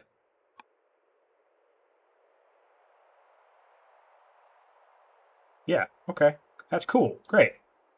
Yeah, so 30 orders to 23. 7 order advantage to the Romans. And they are both stronger. In fact, let's look at the total size of the Hittite military at this stage. Looking at approximately 12 or 13 units. 5 slingers, an archer, a bunch of warriors that will inevitably find their way upgraded to axes, I'm sure. If we then hop on over to the Roman player, dear God.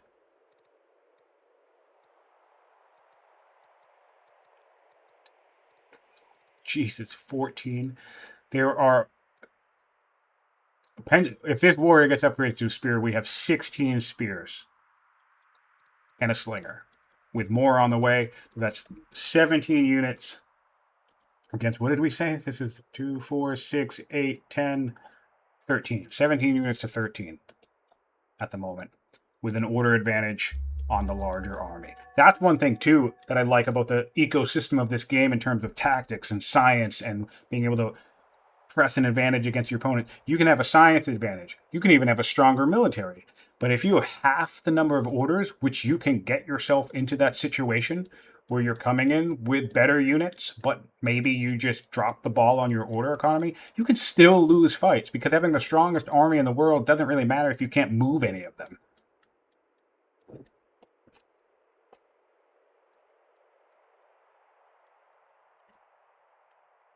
Because fighting intense battles against strong players that make good decisions is order intensive.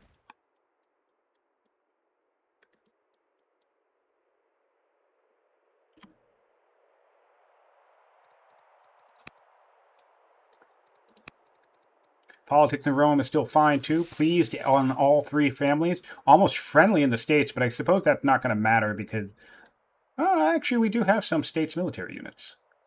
There's 3 military units on the board. Well, no, or is that all units? Okay, so there's only 1 military unit on the board. Yeah, so it's not going to matter much. And now we're going on some chopping sprees, which I like. Because we'll save some tiles for lumber mills, for general upkeep and maintenance, but there's really no reason not to cut down a bunch of other tiles and use the wood.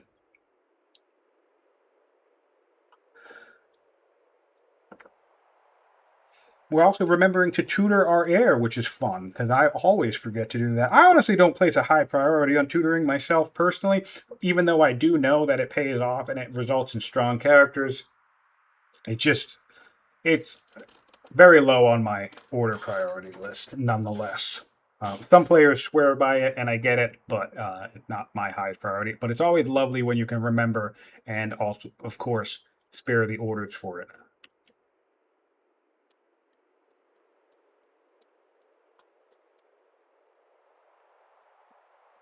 Politics in Hattie is pretty okay as well. Still cautious in 2 of the families, but pleased with 1 of them, despite having a oligarch that doesn't like us very much. Yeah, this is still pleased with minus 110 opinion. Oh no, she's governor and heir. So see, yeah, and good on this. There's influence as well. So let's look at this opinion here.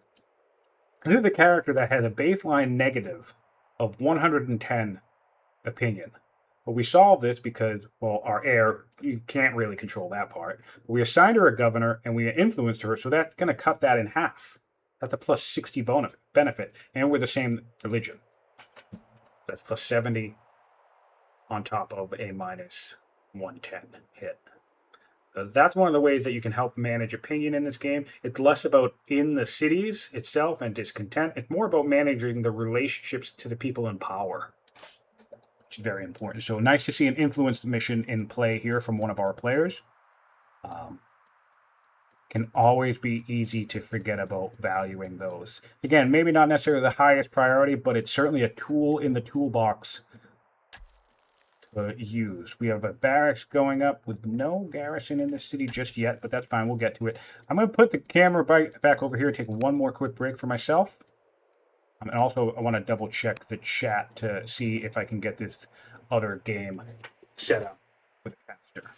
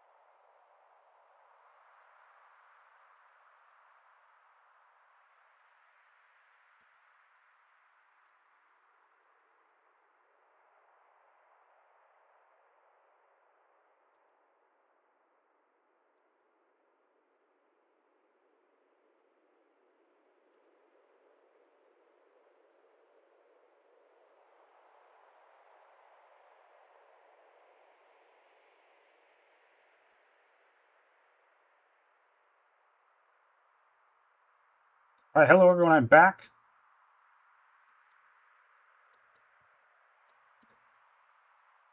Oh, nice. Nice to see a fort out in the distance. That'll certainly help some landfall from this direction, and it will help extend some control if Rome decides to come from the northern direction in general. And the best time to build forts is before you need them. I think that's one of the things that makes them trickier to use, and maybe people don't use them that much because, you know, they start getting under attack and they're like, well, I'm trying to build forts, but then my workers just got killed, or my units got killed anyway. Well, yeah, you needed to build them 10 turns ago when you weren't under an immediate threat. So getting this would concern me as Rome, because we can see this as Rome, right?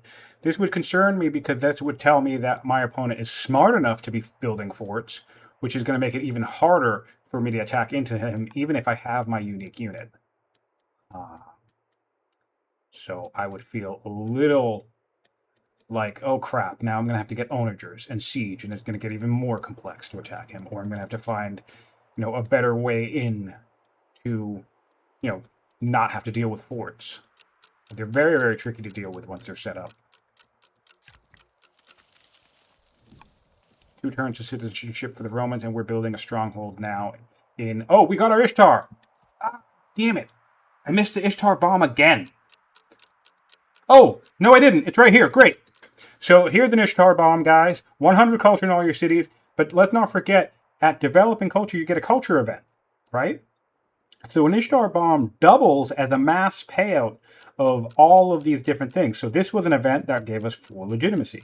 This was an event that gave us 310 food. We got the Mines of Lorion. We got some type of resource, so maybe an elephant or horse, right? We got 380 stone, and I think that's it, right? So you add all this together, plus the culture, the utility of the culture, and an Ishtar Bomb is a very, very powerful wonder. Of course, it spikes our points too, but assuming that we're trying to kill our opponent, that's less important, but though it still can matter. But now we have the ability to build our unique unit and a stronghold in any city that we have in our empire, which is going to increase our power. We actually immediately on this turn started building strongholds in every city that can build one. We're building strong. So that's really good play here on a part of the Roman player. Gurkov, good move, solid planning, solid game plan there. Immediate reaction off of the stacked Ishtar Bomb to just go in and start building strongholds in multiple different locations. So love to see that. That's going to help the order economy as well. Really, really, really good play from the Roman player. And now we're seeing some tile buying on the Hittite side of the map. So we're getting colonies at last. And the Hittite player has decided, you shall not be the only one who controls the borders of these lands. Of course, I imagine the Romans are now in serfdom. Yes, they're back in serfdom. Well, they're in serfdom. They did start with serfdom. But yeah, no, this is strong, decent play from the Hittites. You kind of want to get this border buying squared away. What I'd like to see from the Hittites is what the Romans have not done yet. I'd like to see the Hittites figure out that they can get this border to bridge. So these core cities, and even across here, these core cities can all be able to jump straight to Hittite. Of course, they'll have to deal with this marsh a little bit. Well, actually, the northern part won't, because they can just go straight around. But if you're coming from this corridor, you will have to. But I'd like to see if this border collapsing will happen along these coasts as well from the Hittite player, because I think that will allow him to defend this forward settle.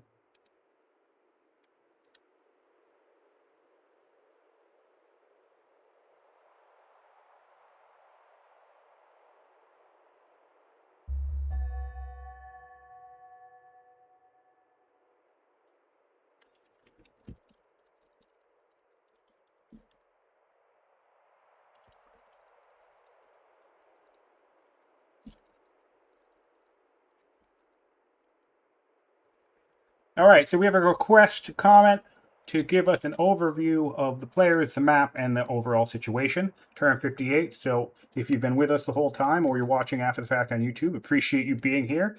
And I'm just going to do a brief overview of the situation. We are in a wetlands map script, square point symmetry. That means both players are in opposite corners. We have this very fascinating snaky connection to get to each other. So like this mountain is blocking us off, but our players have to come up this territory, and then there are 2 strategic locations in the center where they can cross into the other side of the map. And this is where most of the tension has been. No aggression, no actual conflict between the players. A couple of scout killings on the part of the Hittites, killing some Roman scouts. But where the aggression is happening is through border control. The Romans beeline to navigation, got colonies, and were able to tile buy up these crossings, giving him enormous potential pressure against his opponent. He's also collapsed more borders along his coast, more borders aggressive towards his opponent, and he has a ship in the water. The Hittites, on the other hand, have just recently hit colonies, so they're finally shoring up their own border control after being a bit behind on that technology for quite some time in the game.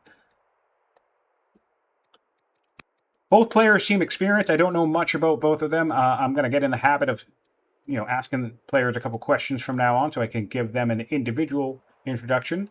But it does seem as if both players are experienced in the game. Gurkov has been making sound, strategic, multiplayer-oriented decisions for most of the game, it seems. And Heitlinger, on the other hand, I've been told by Aaron, he's able to beat this game on the great in no events mode. He beat the very challenging most recent game of the week, which in my book makes him a top-tier player. Whether he'll be able to translate that into multiplayer is an entirely different question, but of course we're happy to have him join in on the action, because that's how we all learn new strategies and see different ways that players are able to play the game. We have a free Byreme coming out for the Hittites, which actually is not a bad grab. We got steel to counter the spears. We have a massive Roman army that is primarily spears, so the Hittites had to deviate from their initial land consolidation beeline and get steel for defense. The concern there is that Rome already has 4 laws and just dropped an Ishtar bomb on his whole empire, so has developing and is building strongholds in nearly every one of his cities. So soon we will have Hystastus that will smash into axes, but we do have spears. Nope, misspoke. We do have forts coming up in some areas for the Hittites, so they're at least mindful of the utility of possibly forting some of their tiles to prevent incursion upon their territory. That pretty much sums up the game. We have even worker counts, even economic development between both players. Rome economy looks a little bit stronger, but Hittites have a couple more wonders. Science rate has a slight advantage towards Rome. I actually haven't checked that in a couple of turns, but I think we're only about... Actually, no, we've caught up with we have just a 200 science point lead on the Romans at this point.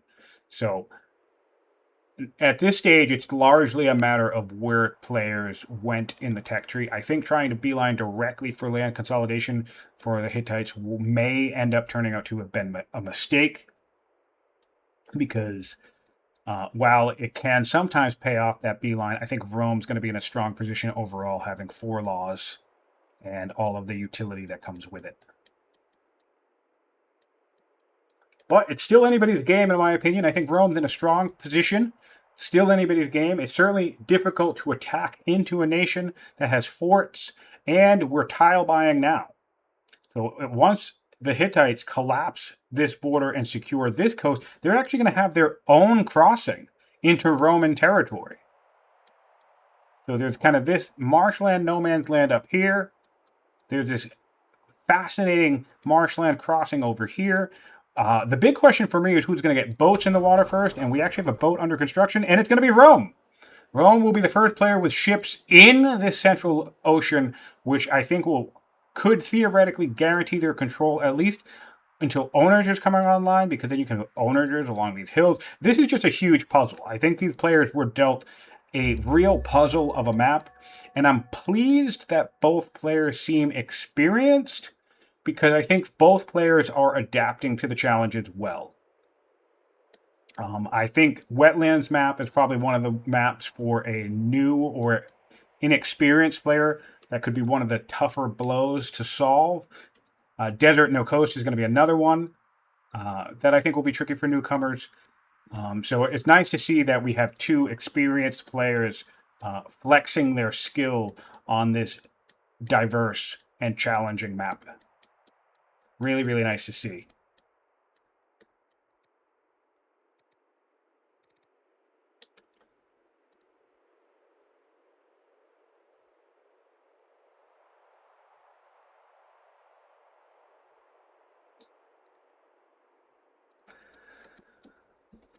All right. I'm going to check in with the players.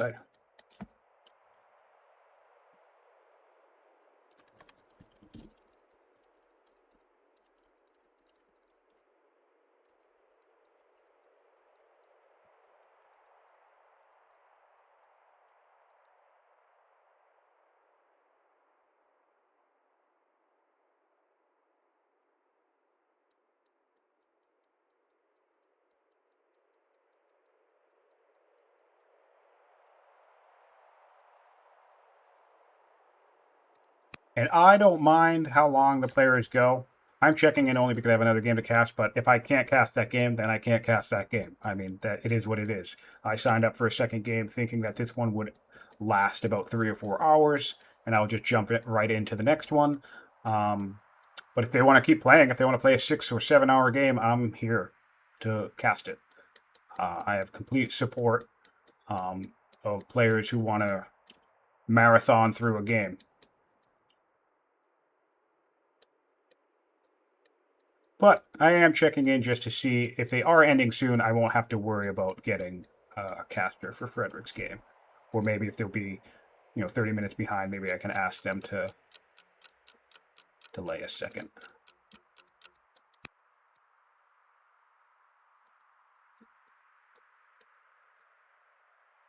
Looking really, really good for the Romans.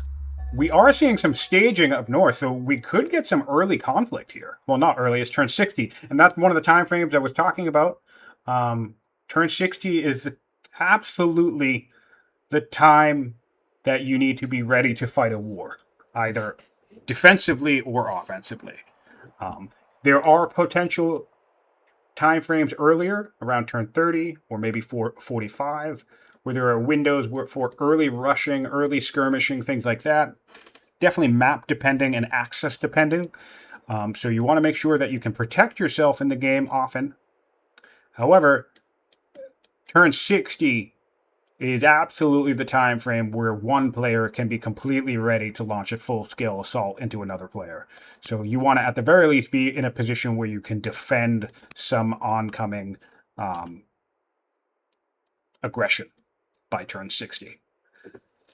And that's one of the puzzles, right? Because you don't want to build, like if your player's going full greed and you're going full military, and you can't invade them, well then that's bad news for you going into the back half of the game. But at the same time, if you're going full greed and you can't defend yourself, you probably will lose to an assault. So there's this weird, fun, complex, interesting balance of how do you develop yourself economically to ensure that if you are going up against a greed player, that you don't make the mistake of falling too far behind if they can defend themselves if you're trying to be aggressive. On the flip side of things, you don't want to not build any military units for the first 45 turns, because if you have a player playing with any level of aggression, and you haven't barely built a military in the first 40 turns, well, then you are probably going to die. So you have to find that balance of build queue and economics and decision-making that balances economy and military. And I like it because I think this game does a good job of balancing. Like you can completely greed your way to victory, but the only way that really happens is if your opponent is either also greeding and you're just better at it than him, or if they just didn't punish your greed at all. There are Stompy Boys on the map. Question from the chat. Stompy Boys. Yep, we have a camp right here. I believe that's the only one. Yeah, it looks like that's the only city for either side of the map that has Stompy Boy. And then, of course, the Hittites have riders, so they could import an elephant up here if they need it. But the Romans themselves will have access. In fact, they have elephant access in their champion seat, which, if you're the Romans, is the absolute 100% best place to put your champion seat, obviously factoring in no other considerations. But if you can manage to find a good spot for your champ seat that also has elephants, certainly worth a grab, because being able to churn out 2 to 4 turn elephants is certainly a great thing to be able to do if you need the elephants. Because plopping an elephant right here, bonking this guy back, and then plopping another elephant and bonking this guy back would allow you to come in and do some serious damage and take some real territory and control here of this peninsula. So, good call out for Morton. Yeah, whoever grabs elephants at some point could also end up in a defining position as well. Really, really liking that the Hittites are adapting to the border situation It can always be annoying to feel like you have to do this because, of course, it's money and orders and it's distracting. But I really think in this case it's necessary to get your own level of mobility and advantage on this map for the Hittites. I would be curious to see if the Hittites decide to actually buy some of these tiles as well. Because if he does this, he'll have a real nice ability for these units to kind of hop down the, hop across the Zara Depression and come down here all over. Like, they can pretty much do that already. This is the ruler, right? Is that one ship? All right, so the ship is doing some exploration, and we have a ship in Hattusa. The free boat, the free bireme has come out. So we could have our first engagement, naval engagement of the game. Let's have our first ahoy there moment. This Roman player is fog busting. He's fog busting with a ship. So he has no earthly idea that there's a bireme waiting nearby, whereas the Hittites can see this thing. So maybe a fun thing to do would be to toss your zealot on the ship for a second and then go hunt this thing down. Because a zealot will heal itself after the battle and obviously do more damage. So, and keep up with the Roman fatigue. 1, 2, 3, 4. God, Rome is so gross. Warlike, inspiring builder for the Romans. That's a great, great builder ruler. Versus a brave, fierce, which is very, very nice to deal with all the spears, zealot.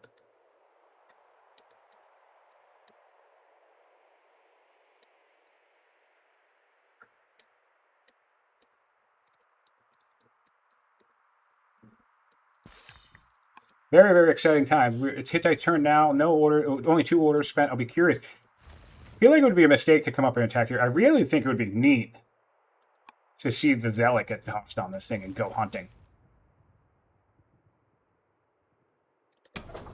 Maybe Civic rush out another ship. We don't have the civics for it. But, oh, what you could do, you could start a ship over here, planning to civic rush it. Ooh, this can also put a boat in this central sea as well.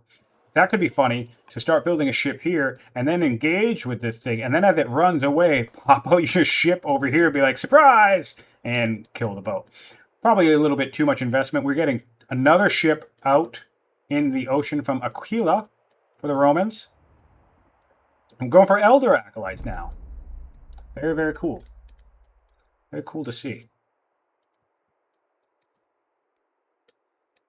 More slingers from the champ seat of Rome. A bireme that's going to be coming out in the central corridor shortly. Still only stronger. I want to look at that power graph. We're looking at 1,000 power to 680, so that is not too far behind, but the Roman production military machine is about to kick into full gear. We actually have military units coming out from the majority of our cities at this point. If we look over at Patty, there's only 1 military unit being built at the time. That could be a serious issue in the turns to come. 8 cities on the Romans to 7 for the Hittites. The Hittites are once again at peace with the Vandals. So it looks like they're going to focus on the task at hand and not bother to clear these sites, which honestly isn't the worst thing. 7 to 8 sites is not a huge disadvantage, and clearing all these sites at turn 60 would take time, orders, and how much advantage are those fresh cities really going to get you if you're approximately looking at, the Hittites can see this army, right? If you're approximately 5 to 10 turns from a potential war.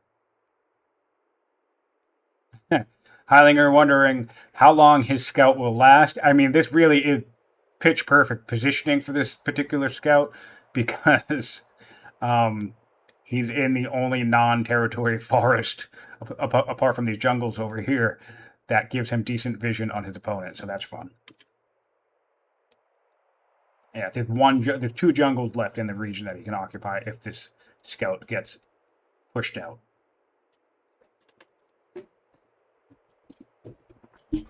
Are we still in serfdom? We just got a 5th law. We got legal code.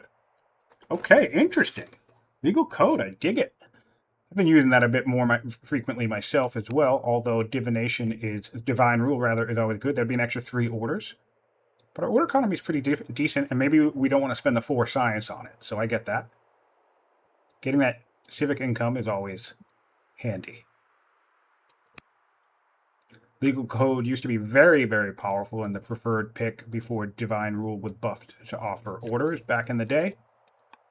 And I think some players, myself included, have begun to value legal code a little bit more these days. But of course, orders are always king, so it does make sense for all of the players who prioritize divine rule and get it set up. It can just be complex to set up. We have some scouting finally using our exploration law. Personally, I wouldn't head too close to the coast like this because even though it would take some orders, and I guess that would be a cost for the Hittites, this would be the 3rd Roman scout that would die if a couple of slingers show up and decide to kill this guy. I would keep a little further away from the coast if I were Rome here. I'm going to take a moment, pop back onto Discord, see how we're going on scheduling.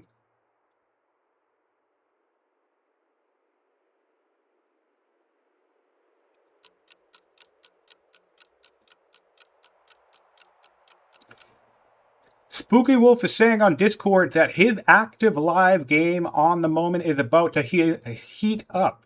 If we have people on my chat, feel free to hop on the Discord or look at the Per Ank app. For any of the other matches that are active, pop in, say hello, see what's going on in each of the maps. Maybe this match is not really catching your fancy at this particular moment. Nothing wrong with popping into a different match. We have about 2 or 3 active matches going on at the moment, maybe even 4, I think. Soon to be 4 if Frederick starts in 20 minutes. And yeah, feel free to pop around and see which match interests you the most. Of course, if you're here currently, I appreciate you being here. Appreciate the views and the conversation. And if you're watching after the fact on the YouTube, then you can watch as much old world content as you want because you're on YouTube. And maybe it's a week from now, or maybe this happened 6 months ago, or maybe you're coming from the future, a year, and you found us. And I'm thrilled you're here, and I hope you're enjoying all of the fun. Yes, 2 ships can docklock a single ship. The Roman player is now aware of this boat. So we'll see what they choose to do about that.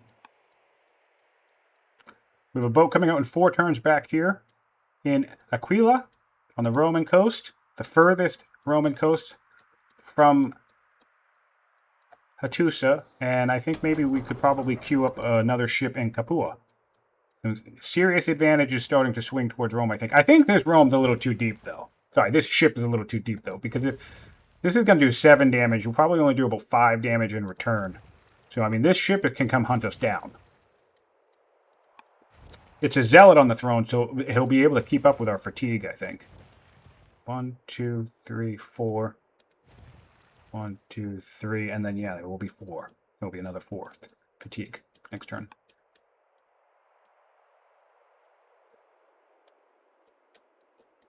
Massive, massive build-up. Oh, you know what I haven't done yet? I haven't done any cool panning. And this is a really, really cool map, so I want to get some panning here.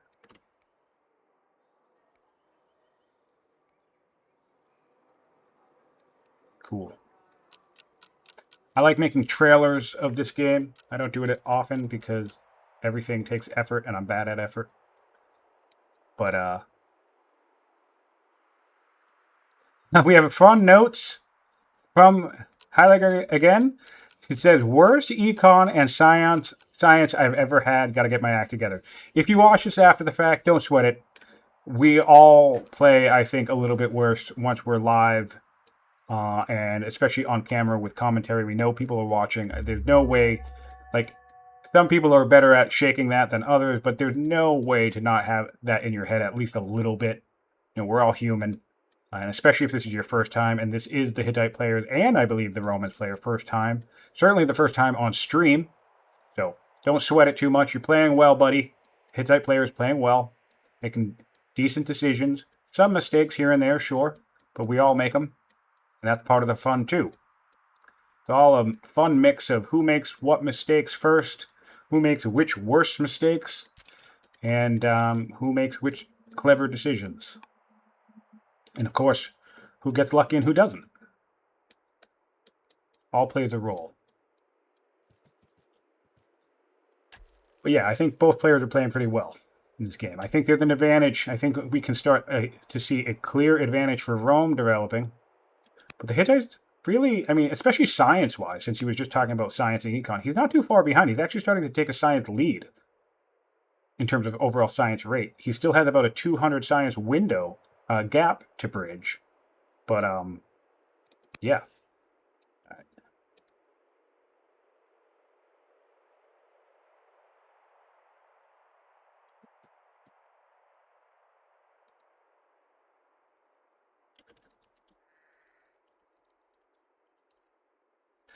Solver, do you want to stream a match today? We need somebody to cover Frederick. Boot up the Mohawk channel.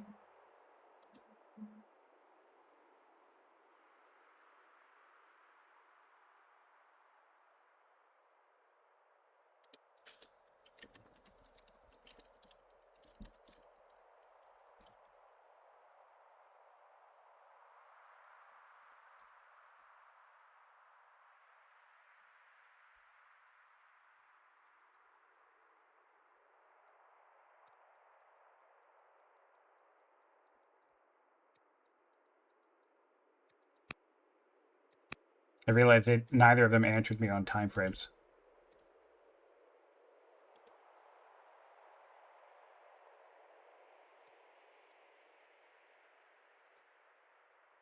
What time is it in the world today?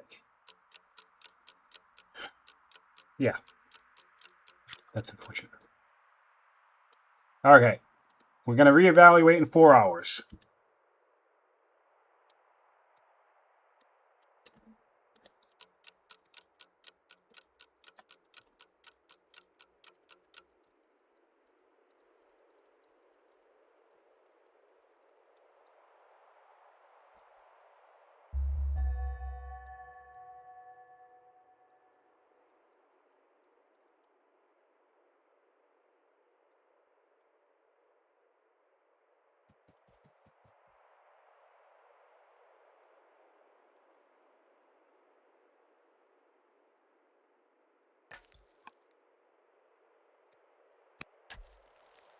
Well,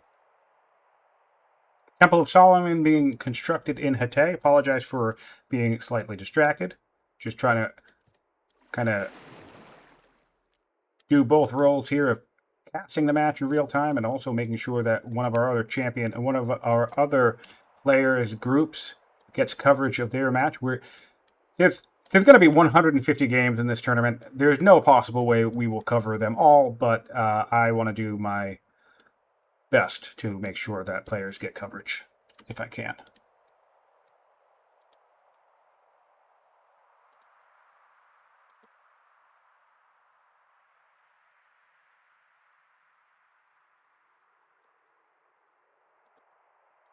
All right.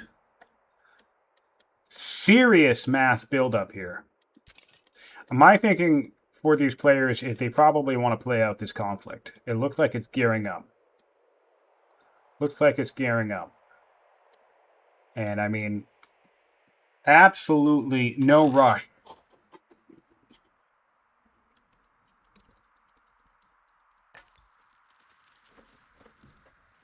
Yeah, no rush. Okay. Another bireme coming out in Hattusa. 2 biremes coming out in Hattusa. So we're thinking about naval control there. The Roman bireme has been spooked off, which makes sense.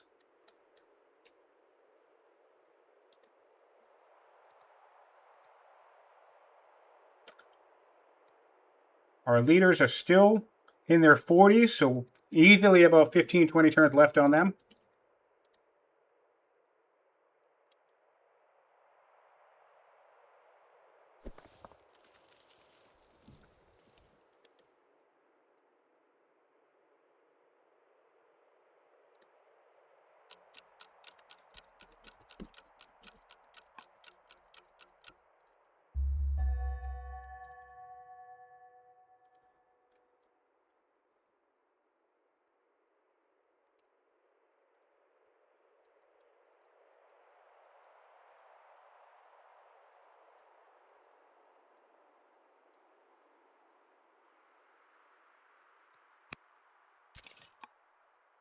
All right.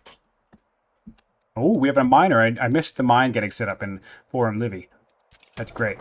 Going to have really, really good training all across the board. We already have 16 in this city, and more to come. We're building a barracks. We're building a miner. So yeah, the Roman military machine is almost fully operational.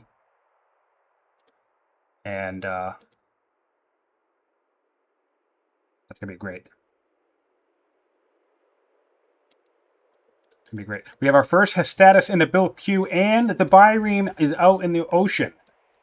The centralized ocean. So the Hittites are now aware. In fact, the Hittites just started building a net in this ocean. So they're going to be greeted with a big whack from this Byreme if the Roman player wants it. There's not much in the way of range to retaliate, so you might as well take the poke, I suppose, force this worker back into the inland and spend a couple of turns.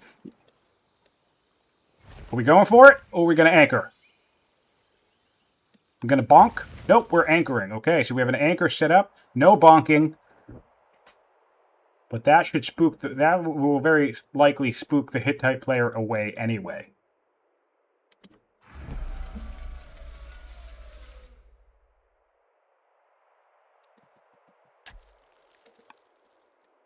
Land consolidation in 5 turns for the Romans. That'll be a nice science spike. We're at 70 now. Let's do a comparison again. They keep they're neck and neck in science. Really, both players playing very well, neck and neck. Even though a slight fall behind for the Hittite player, he's still well within striking range. You know, I consider this even. You know, we're 67 to 67, exactly for turn 63. Before the Roman turn, he just got a boost.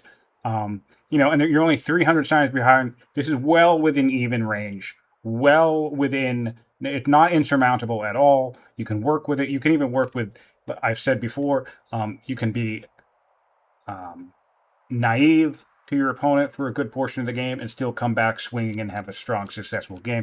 So the Hittites are not out of the running yet, but they're going to have to deal with the rising power that is Rome. We're building 2 Byremes, which is good, but it's not going to help a land invasion. Lots of slingers. Hopefully, let's take a peek at the Hittites and see. We're going for coinage. What do I feel about this? The only thing I could think that would be a good thing about this is the bonus horseman in this particular situation. I actually like the coinage grab. I think it's a cool, interesting, risky play. In general, to think about, I think it's the wrong grab in this situation. We had land consolidation, we had spoked wheel, we had composite, and we had phalanx because we have the oracle. So we have 5 choices, and I think literally any other decision would have been better than coinage. Even spoked wheel, even though the opponent has an army of spears, I think that would have been better than coinage. But honestly, really here, I would have liked to see comp bow. And the reason why I want to see comp bow is because archers are going to save us against not only spears, but we know our opponent has 5 laws. Or at least we should. We actually have to tell players about that setting in the tooltip thing. I need to get, I need to do a better job of making sure that newcomers are prepared for how to tooltip sleuth. We're building a Byreme. And we're putting it in this ocean. Okay, so interesting. We're going to try and contest.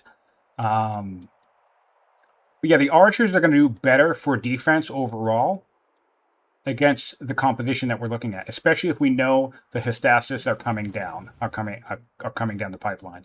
Because nice, I love this aggression here from the Hittite player. Because now that the Romans can't land here, well, actually they can land behind it. So this could be a very, very interesting battle for this peninsula, because if the Hittites don't close these gaps with more units, okay, there's the first gap. He has 2 more. He needs to remember this connection. You can kind of barely see it, so he might miss it, but that's still just 1 spear. So he's pretty safe. There's not much in the way of range that can get over here as well. But we're having our first little conflict in the Black Sea, while the power and might of Rome rises in the north.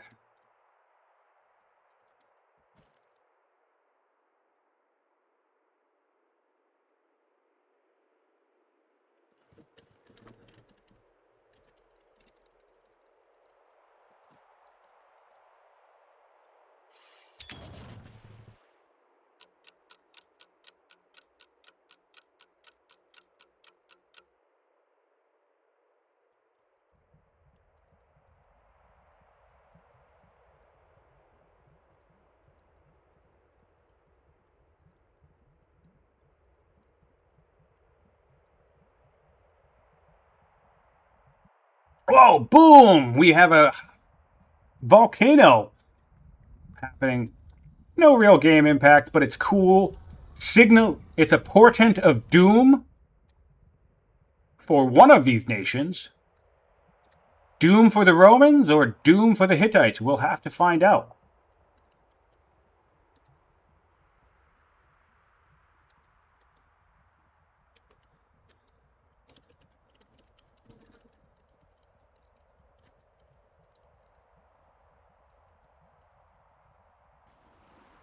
All right, that's really, really cool. And we have the zealot.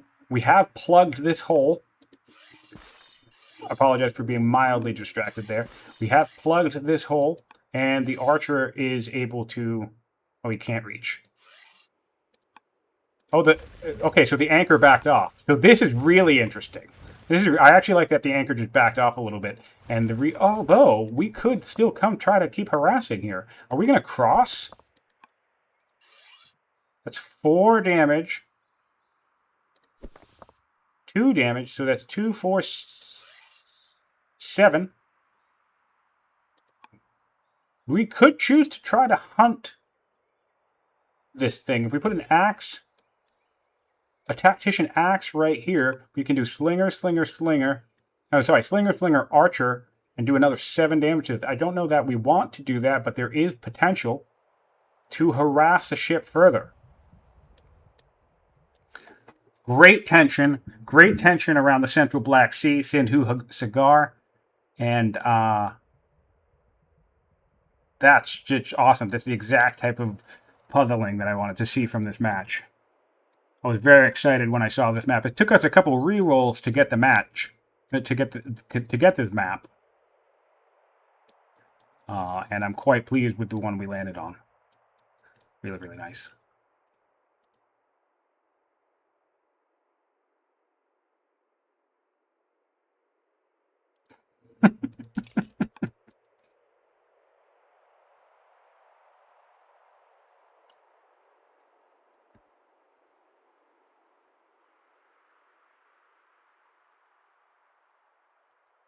All right, very, very exciting time. It's the Romans' turn, almost coming to a conclusion. 5 orders left. More biremes coming out. Hastasis coming from the championcy. What's our turn on it? We can do 5 turn unique units. We're finishing up a barracks in a couple turns. We only have 1 barracks in the city. It's not even in the city. So 2 barracks are going to increase that a bit more, down to 4 turns, Hastatis. So that's going to be really nice for the Romans. And we have a nice pipeline towards this front line. No way to make landfall on our opponent, but we could start trying to pressure multiple different territories. We now have an anchor in the north, which the Hittites can see. The Hittites do have a bireme, but they don't have a second bireme to relieve pressure of the potential landfall up north. You will have to move some units out of position, expose some units if you want to prevent landfall. Fascinating situation. Fascinating situation.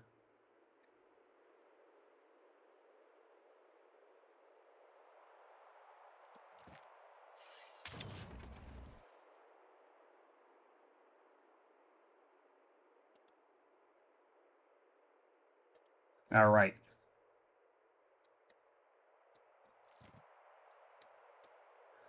Doing some shuffling.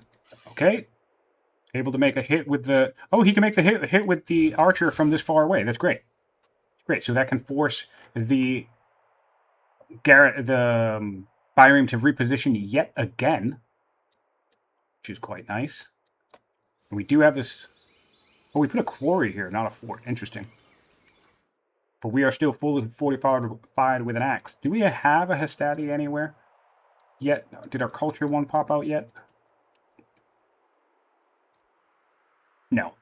We're getting land consolidation in 2 turns, 3 turns for the Romans. That's going to be a nice science spike. We're looking at 72 science on the Romans to 70 for the Hittites. So they're neck and neck, only slightly behind for the Hittite player. So not going as bad for him as he thinks. He's definitely feeling some pressure here, though. Definitely going to come down to lots of positioning and key tactical maneuvers to deal with this absolute onslaught of Roman spears. And once the Hestasis show up, that's going to be really tricky to deal with, which is another reason why I'd love to be seeing combo, because you're going to get those archers to help defend. They'll do decent damage to Hestasis. And then most importantly, you got to go for, at this stage, you have to go for that free Byreme. Because that free Byreme on the defense, especially because you can leave it inside of a city going against a primarily melee composition, that's going to do some serious work for you. So if you're ever yourself on the situation that looks like this in your own games and you have Comp Bow nearby, think of a pivot to there real quick, because that free bonus Byreme card can really put in some serious defensive work against the composition that we're looking at here. There's no horses in Rome. Rome doesn't even have husbandry yet. Right? He actually has spoked wheel targeted now because he realizes his shortcoming here. Right? But no husbandry yet, so he's behind on potential route chains and anti-siege capabilities. So siege is your best bet in this situation. Your fastest way to get a piece of siege in the Hittites' current position in this game is to just go for that free Byreme real quick. Because it's too late to try and get onagers.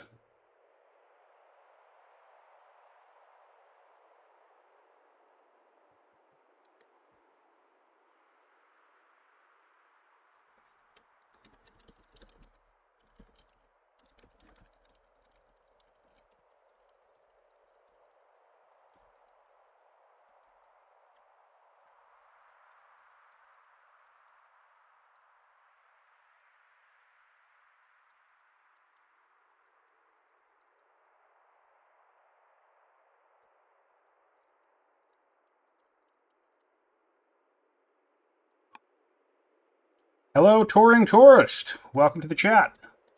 Conflict is heating up between the Hittites and the Romans on the wetlands map. Tense border disputes along the Central Sea. Lots of access points for Rome to attempt, and the Hittites at this point, to attempt to hop across, but clear military dominance in terms of build-up for the Romans on their border. They have lots. Okay. We have players calling it a day here.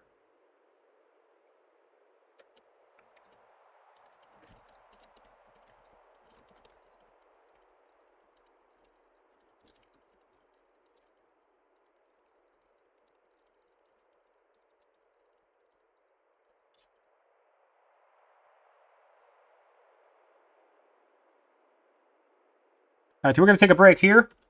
I'm going to save this for our players as well, just in case.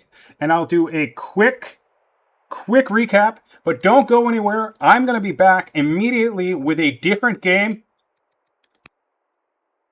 I'm going to be going back immediately with, coming back immediately with a different game. Frederick versus... I don't remember his opponent. I'm sorry. Somebody... Anyway, let's do a quick recap of where we are, the state of play, before we leave this game. Okay, so wealth is favoring the Romans. Big swing to the Romans at this point. Had he been wealthier for most of the game, but Rome is looking at the wealth now. Population favors Hittites. Specialist vastly favors Hittites. I'm actually surprised they have a little bit of a science disadvantage with that amount, but we're looking at 32 to 19 specialist workers produced. Rome's taking the lead on that again, 12 to 10. Military, this is where it's going to come down into a serious problem. There are now currently 25 military units on the map for Rome compared to Hittites' 11. Hittite has strong defensive positions, but there's an overwhelming number of force for the Romans, and the military machine for the Romans is almost fully operational. Laws adopted. This is the other problem for Hittites. There's 5 for the Romans, so we have Hestasis ready to start coming online.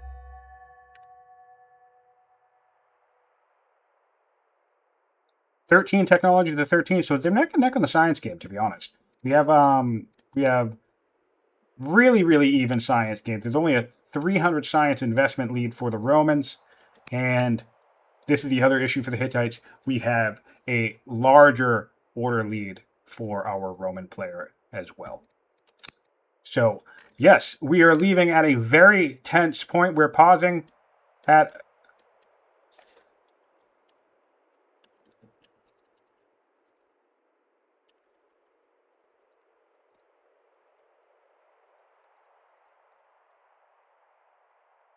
We're leaving at a very tense point in the game. Both players are... I mean, well, the Roman player, I think, is ready to make a move. So I think we will start up in the next session and kind of get launched into some mid-game, mid to late game, turn 70-ish conflict. The question for Rome is if we're going to start pressuring one border. We have anchors up here, while also coming down and maybe trying to posture. Honestly, the central location is going to be really hard for Rome to take in. But I'm going to pause the stream here, get set up for the next stream, and we're going to hop into a fresh game with 2 more players for today. If you're watching after the fact on the YouTube, thanks for being here. Tune in to more games and hop on the Discord to keep track of the schedules and watch all this action upcoming live. I'm Scientific. This has been the Old World 2024 Community Tournament. Thanks for being with us.